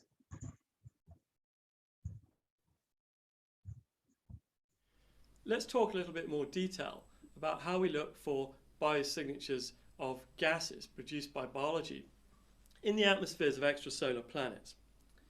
Well, we've already seen that the most likely signs of life are certain atmospheric gases, for example, oxygen produced by photosynthesis and ozone, the product of the reaction of oxygen with starlight. Methane and sulfur compounds might be other approaches to search for life or the signatures of life in extrasolar planetary atmospheres. How would we detect these gases? Well, it turns out that when light is absorbed by a gas and then subsequently transmitted, it produces a spectra with absorptions that correspond to the particular gases in that atmosphere. And these absorption troughs, if you like, you can see an example of some dips in the light that are caused by particular elements in the spectrum from a star. We can use a similar process to look for dips in the spectrum of light caused by particular gases. And these dips in the light give us telltale signatures of particular gases in a planetary atmosphere. Now you understand that it's very difficult to detect these spectra from extrasolar planets. Exoplanets are very far away and they're often very close to bright stars. So trying to pull the spectrum out of a particular planet alongside that huge amount of light being given off by a star is a very difficult thing to do. What you want to do is capture only the radiation being given off by the planet, so you can look for that biosignature. A couple of ways you could do this, for instance, is to take the spectrum of light given off by a star and a planet, and when the planet has rotated around the backside of the star, you could then get a spectrum of just the star, and you could subtract those two spectra to find the spectrum of just the planet. Other ways are to try and block out the light from the star so that you're only picking up the light from the planet in a telescope, and then look at the spectrum to see whether you can find a biosignature of gas. Increasingly sophisticated methods are being developed so that we can pick up the light from extrasolar planets and look at the spectral features and see whether there are biosignature gases in their atmosphere. Here's an example of the spectrum of planet Earth, and you can see that across the infrared there are dips in the light caused by particular gases. We've got dips in light caused by water vapor in the atmosphere, carbon dioxide, and even oxygen. These are the sorts of spectra that we'd be looking for in the atmospheres of extrasolar planets. Now, of course, the spectra that we get from extrasolar planets won't be quite this detailed because we haven't got telescopes that can resolve spectra to this level of detail. but it's a good example of the sort of effects of gases on the spectrum of light given off by a planet, and the way in which we can use these dips in the light caused by absorption of particular areas of radiation by gases as a method to look for biosignatures of life on other planets.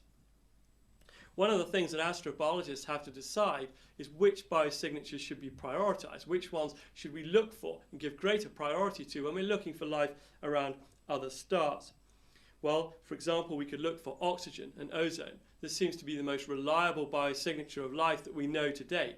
Certainly the 21% oxygen that we find in our own planetary atmosphere can only be produced by biology, and we would expect that to be the case in other planetary atmospheres as well. Signatures of water vapor in a planetary spectrum are also good to find. It's not strictly a biosignature, but it does tell us that the planet might be habitable. There might be liquid water on its surface. Carbon dioxide, again, isn't a biosignature, but it tells us that that planet has CO2 for photosynthesis. That gas might also be used by other types of life to drive metabolic processes. And methane, for example, is also a sign of life, but it's not conclusive. Methane can be produced by non-biological processes.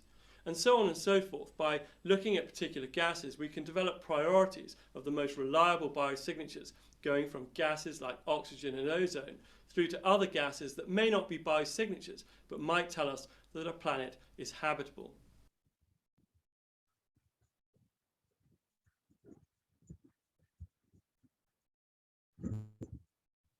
Now, this is one of the exoplanet GJ1214b. This is an ocean world completely, and it revolves around the star GJ1214, and the planet is GJ1214b. The interior of the planet consists of the iron-nickel core, silicate mantle, and water, which constitutes 50% of GJ1214b's mass, and the uppermost layer consists of the possible hydrogen-helium atmosphere. The total mass of GJ1214b is approximately equal to 6.6 into Earth's mass, and the average density of the planet is 1.9 gram per centimeter cube. So this planet is very interesting since it is an ocean world. Also, the chances increases for life as we have the ocean world. We might think of having a submarine, like mentioned in the earlier cases as well, so that the different kind of life forms the different kinds of life variation can exist within the water. Next slide, please. So here's a short video about life be like on exoplanet. We're also going to skip this video today.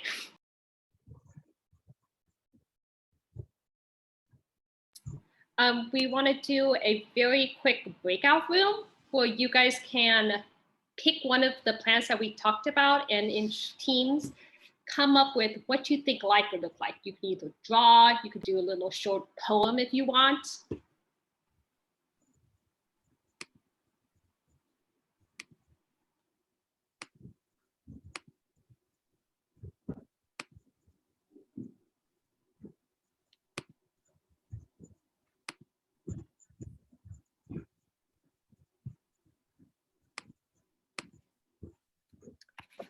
So Lauren, would you send us in the breakout rooms? Yeah.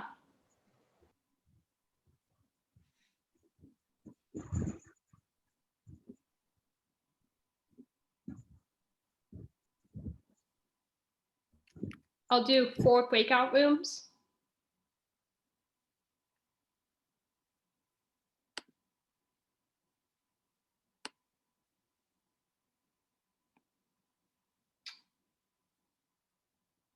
And choose whatever moon or dwarf planet that you guys want.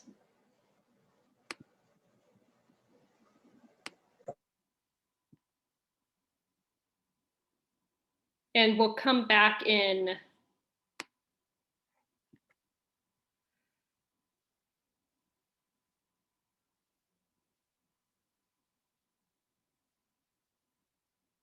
like shortly.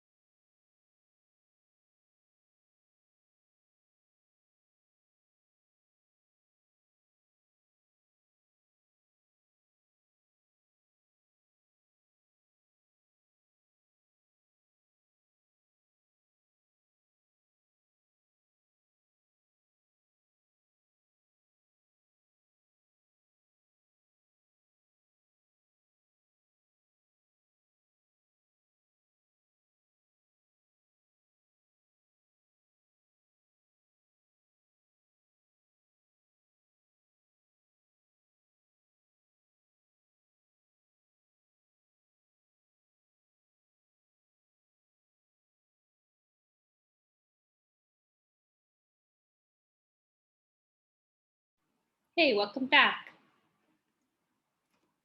Did you guys have fun? I know that wasn't a lot of time. I'm sorry.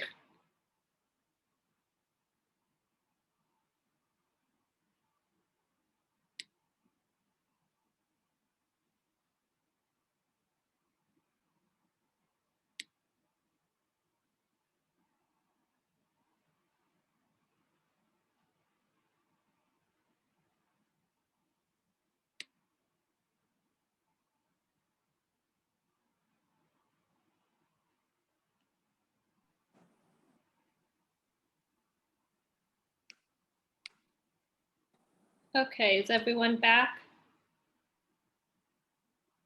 It looks like several people weren't able to join. Is it right? I think Ilan and Kadambari and several other people weren't able to join the rooms. Oh, that's too bad. Next time, if you cannot join the room, please write in chat. And I then did the join my host- room. Oh, you did, good. And Yeah, because the I believe host can- the chat will always be like for the whole Zoom. So if you write in chat, someone will see it.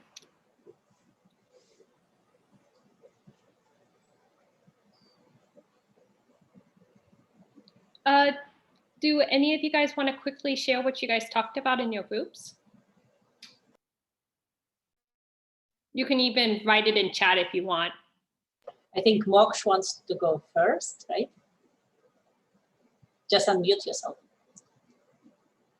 And then you can share the screen as well if you have something. Moksh, unmute yourself first if you want to say something. Yeah, sorry. Okay, so I was imagining an octopus jellyfish type of thing on Enceladus. So if you take two of its tentacles and you stretch them out, it would be 1.5 meters. So it'll be bioluminescent, so it can still create light. It's pretty far away from the sun and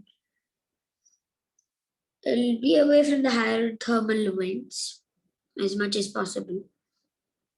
I'm sorry I've not been able to create the drawing. I would have done it as last time I did, but I'm actually not at home. I'm at my grandparents' home and they don't have any colors or anything. So yeah, that's it for me. Very cool, huge bioluminescent octopus. Yeah, I love that. Well, I think Dina has her hand up. Yeah, I'll go. Our group, we made a single cellular opaque slime mold. Very cool. A nice friend for that octopus thingy because it's also an Enceladus, right? Maybe those Yes. octopuses feed on those slime molds. Yeah.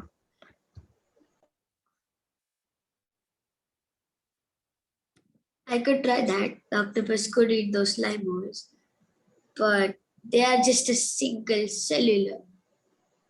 Well, I didn't imagine then an octopus would have to eat millions of them. Well, slime mold can be a big thing, yeah, like a big blob of something. Or the slime mold could be a producer for the whole environment or the ecosystem where the octopus lives, for example, and it could produce for that ecosystem, and then it could be in a symbiotic relationship with the octopus, for example, mutualism or communalism, or even parasitism. Yeah, that's very Or true. maybe it's like a whale, you know, a whale, it's really small plankton, just lots of it. I think Vasif was next, right? Yeah, Vasif, but she's, go ahead. you can unmute and go. So basically I couldn't pick, so I picked two types of creatures. One, a 50-meter big snake-like creature. And then another blob-like bioluminescent thing. I just thought of a tardigrade, and then I thought of something that kind of look like one. What moon are you talking about? Which one? I picked Titan. Nice.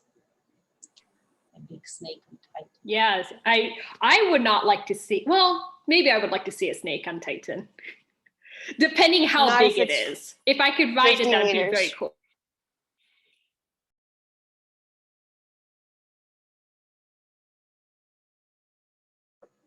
Arya is next. Sure. Okay. Alexander, would you like to share your screen?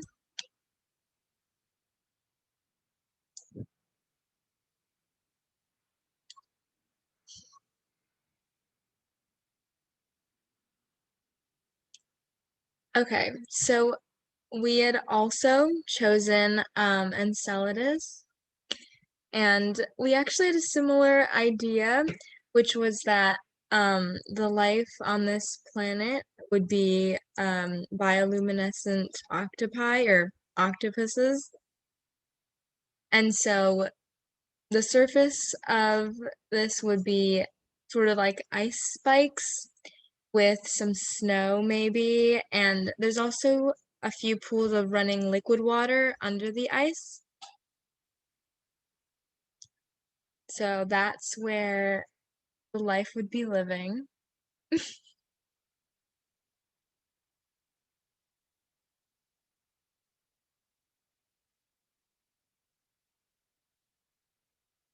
So those are our little aliens, I guess. So they sort of, since it's under the ice. Yeah, those are the octopi even I was talking about. It's almost the same thing. Yeah, Except that sort of those like are not type of bioluminescent, I would say. Mhm. Right? But I would say my octopi would be see-through type. Like the type where you can see the organs. Yeah. Well, I love the use of Minecraft. That's very creative.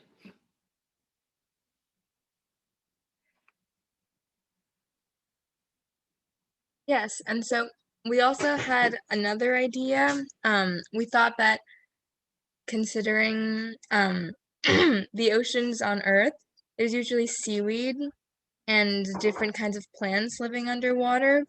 So we found some bioluminescent seaweed, I think, that glows. Maybe it's a possible life form. Yeah, it's always good to think of plants too.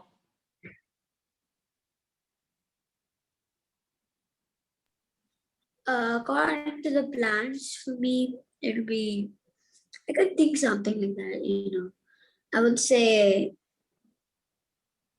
some plants, like, well, not very sure about the plants in my world, though. Yeah, good job, everyone. This was awesome to learn what you guys think could live on different planets. Well, thank you. This is our visual representation.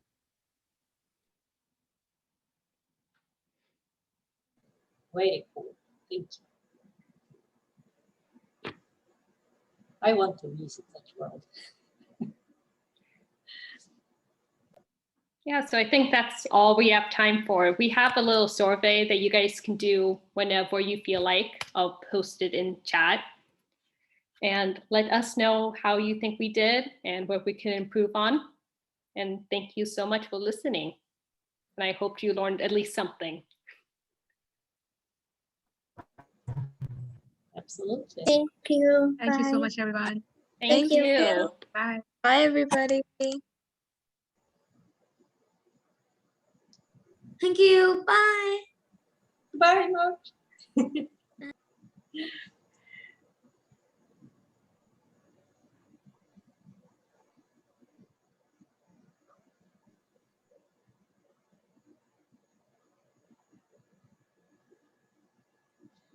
Bye, Jonathan. It's a long bye.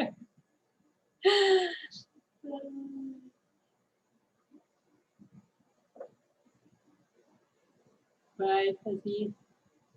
Thank you.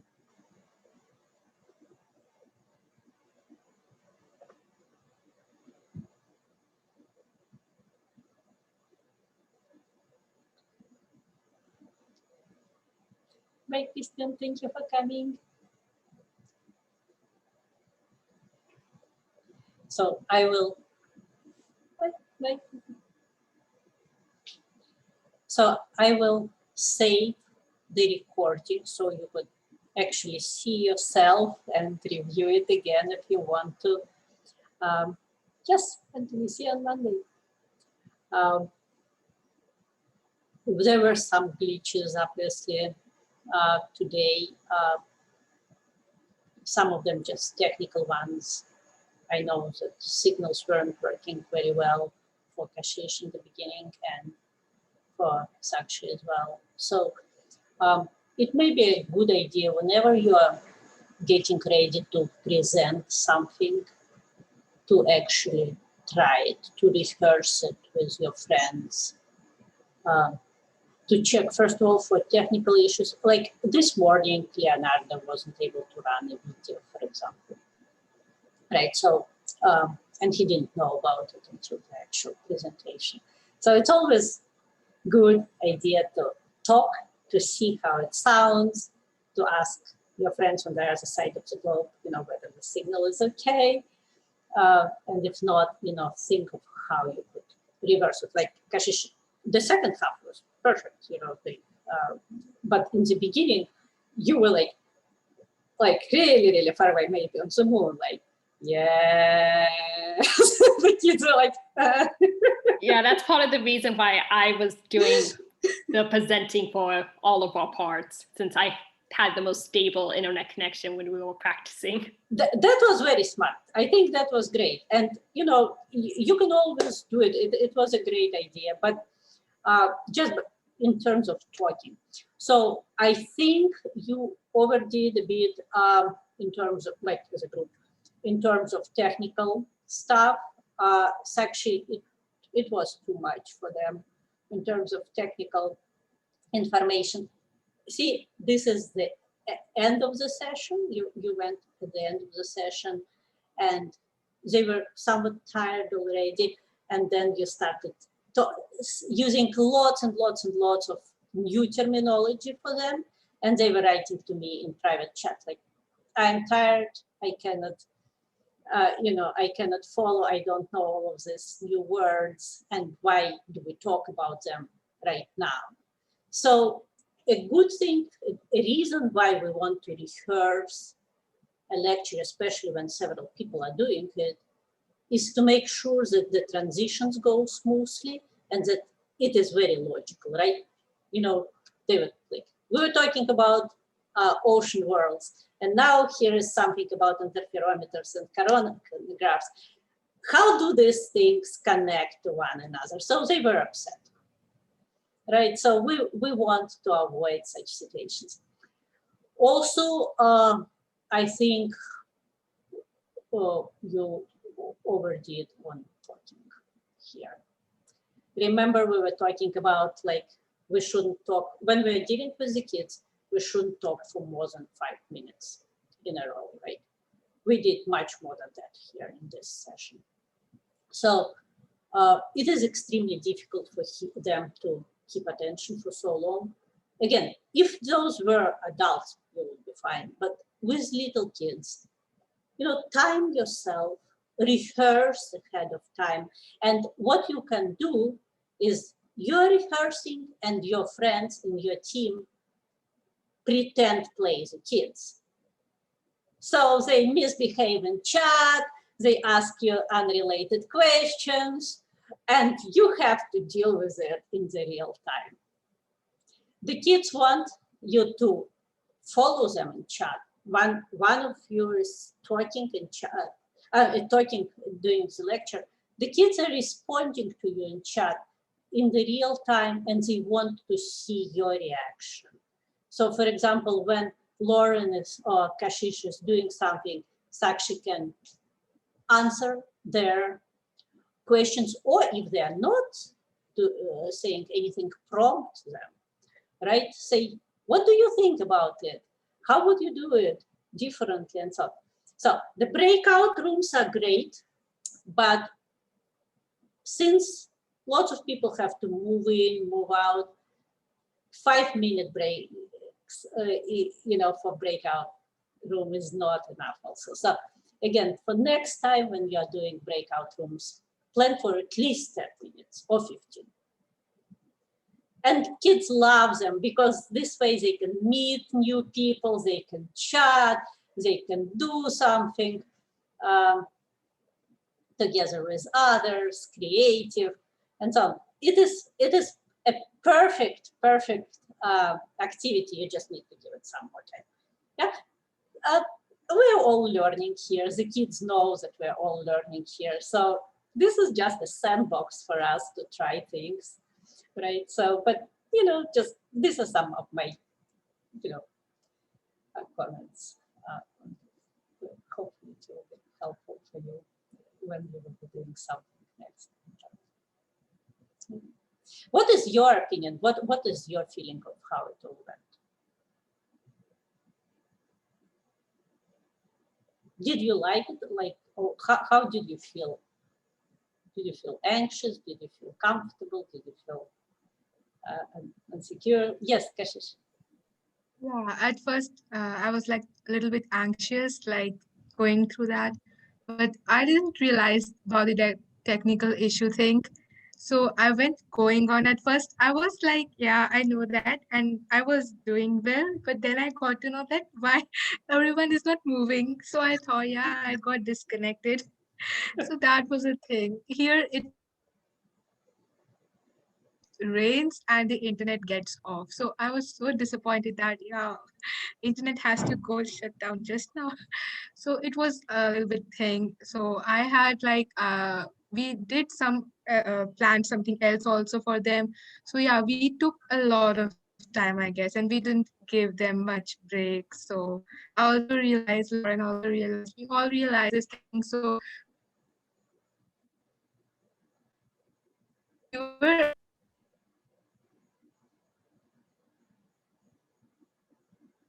And you're actually disconnecting again.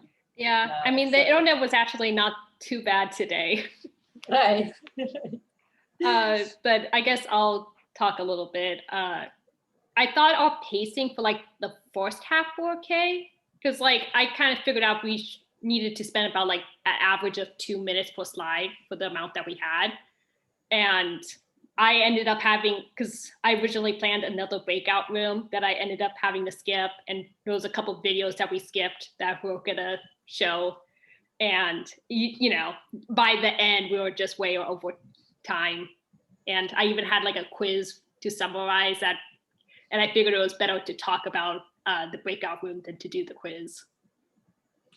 Yes, see, the problem is, as I said, you should always plan that something will, especially with the kids, that something will go off, and have the parts that are optional. So if they don't happen, they don't happen, but you spend more time talking with the kids about something else.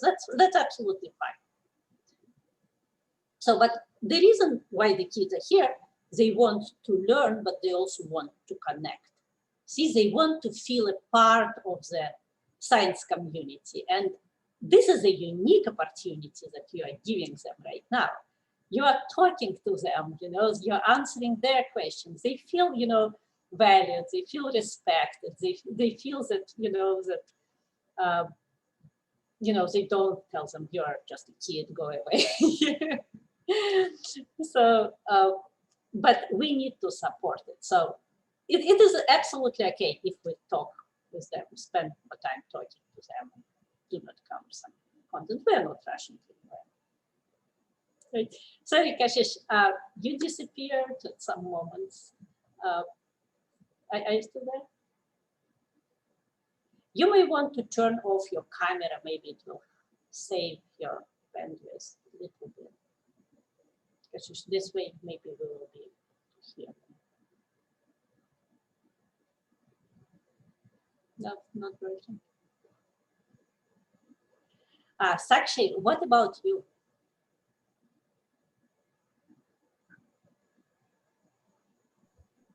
I got a little anxious, and then at time I forgot even AGN. So yeah, it was a fault from my side.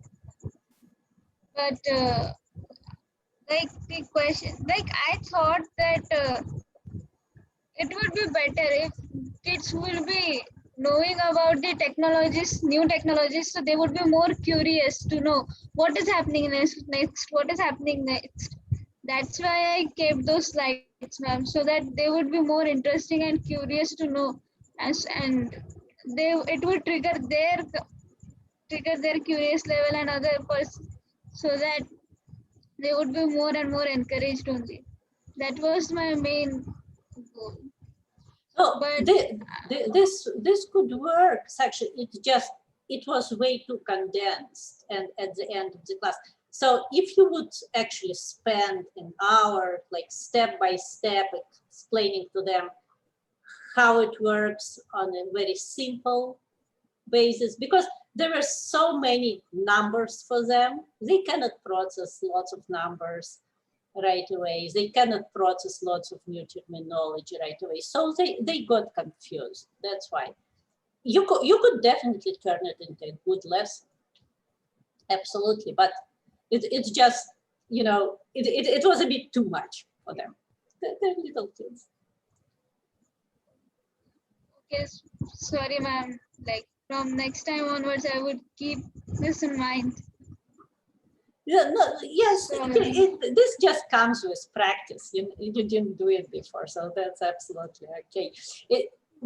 As I'm saying, what can help is that you actually rehearse with the rest of your team and they pretend to be kids.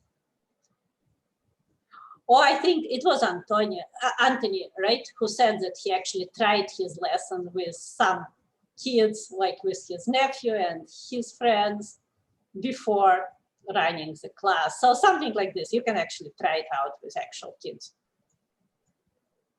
and see whether they get lost or whether they get tired or something, right? Yeah, ma'am. Just to remember, first of all, in different countries, kids learn different things in school at different order. So even if you think that the kids that you know may already know this, it will be safe to go like 2 years down and say, maybe they haven't learned it in some other classes in some other countries.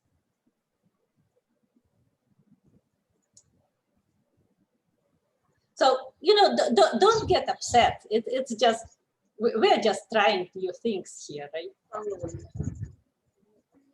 Yes, ma'am. Like it was a very new experience, and for the first time, I was doing this. So it was very memorable time for me to interact with such a unique class and learning and many more. Like this was the best part. Like as for 2 moments, but like for some moment I felt like I am a teacher and my students should be like gaining those experience, those strongness, that curious level, that why this is happening, why that is happening, if this is like this, then why this is happening, how to trigger their curiosity level, how to enlarge their knowledge. Like as a teacher, as a teacher, I was feeling it. So that's why I took that, but I was a little bit wrong. I should have planned it in very peculiar manner. Like I should have decided it in stages only. Or that's why I kept the timeline slide, so that what we are thinking in present, plus what we will be thinking about the future missions. That's why I kept that first slide. And for the coronagraph one, I thought that it is like for detecting exoplanets, it would be the transit method, no? So I thought the students would be encouraged to look for it. Like why we are doing this as well? Why do we are doing that as well? That was my whole and sole purpose. But I should have planned it in more coordinated manner, more proper way. But I lost that specificity.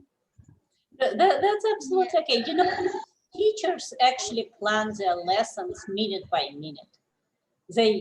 When they plan their lesson, they say, I do say this, then I expect them to respond in this way.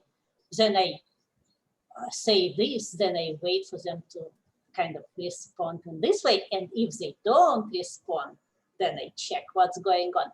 So it is extremely important when you're planning something. See, you have some idea in your head, like, I think they will like it because, right? But Yes. you're kind of doing actual science right there in class. You should check.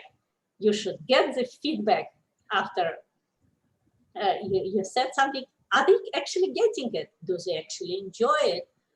What should I do if they're not understanding it? How will I check whether they understand it or not? So this is all comes with practice. It never happens right away. So I think you did very well, especially if this is your first time doing it. I think you did very well. And it is very brave to do such things for the first time. Thank you, ma'am. Thank you. Kashish, I'm really sorry. You disconnected at some point and we never got, oh.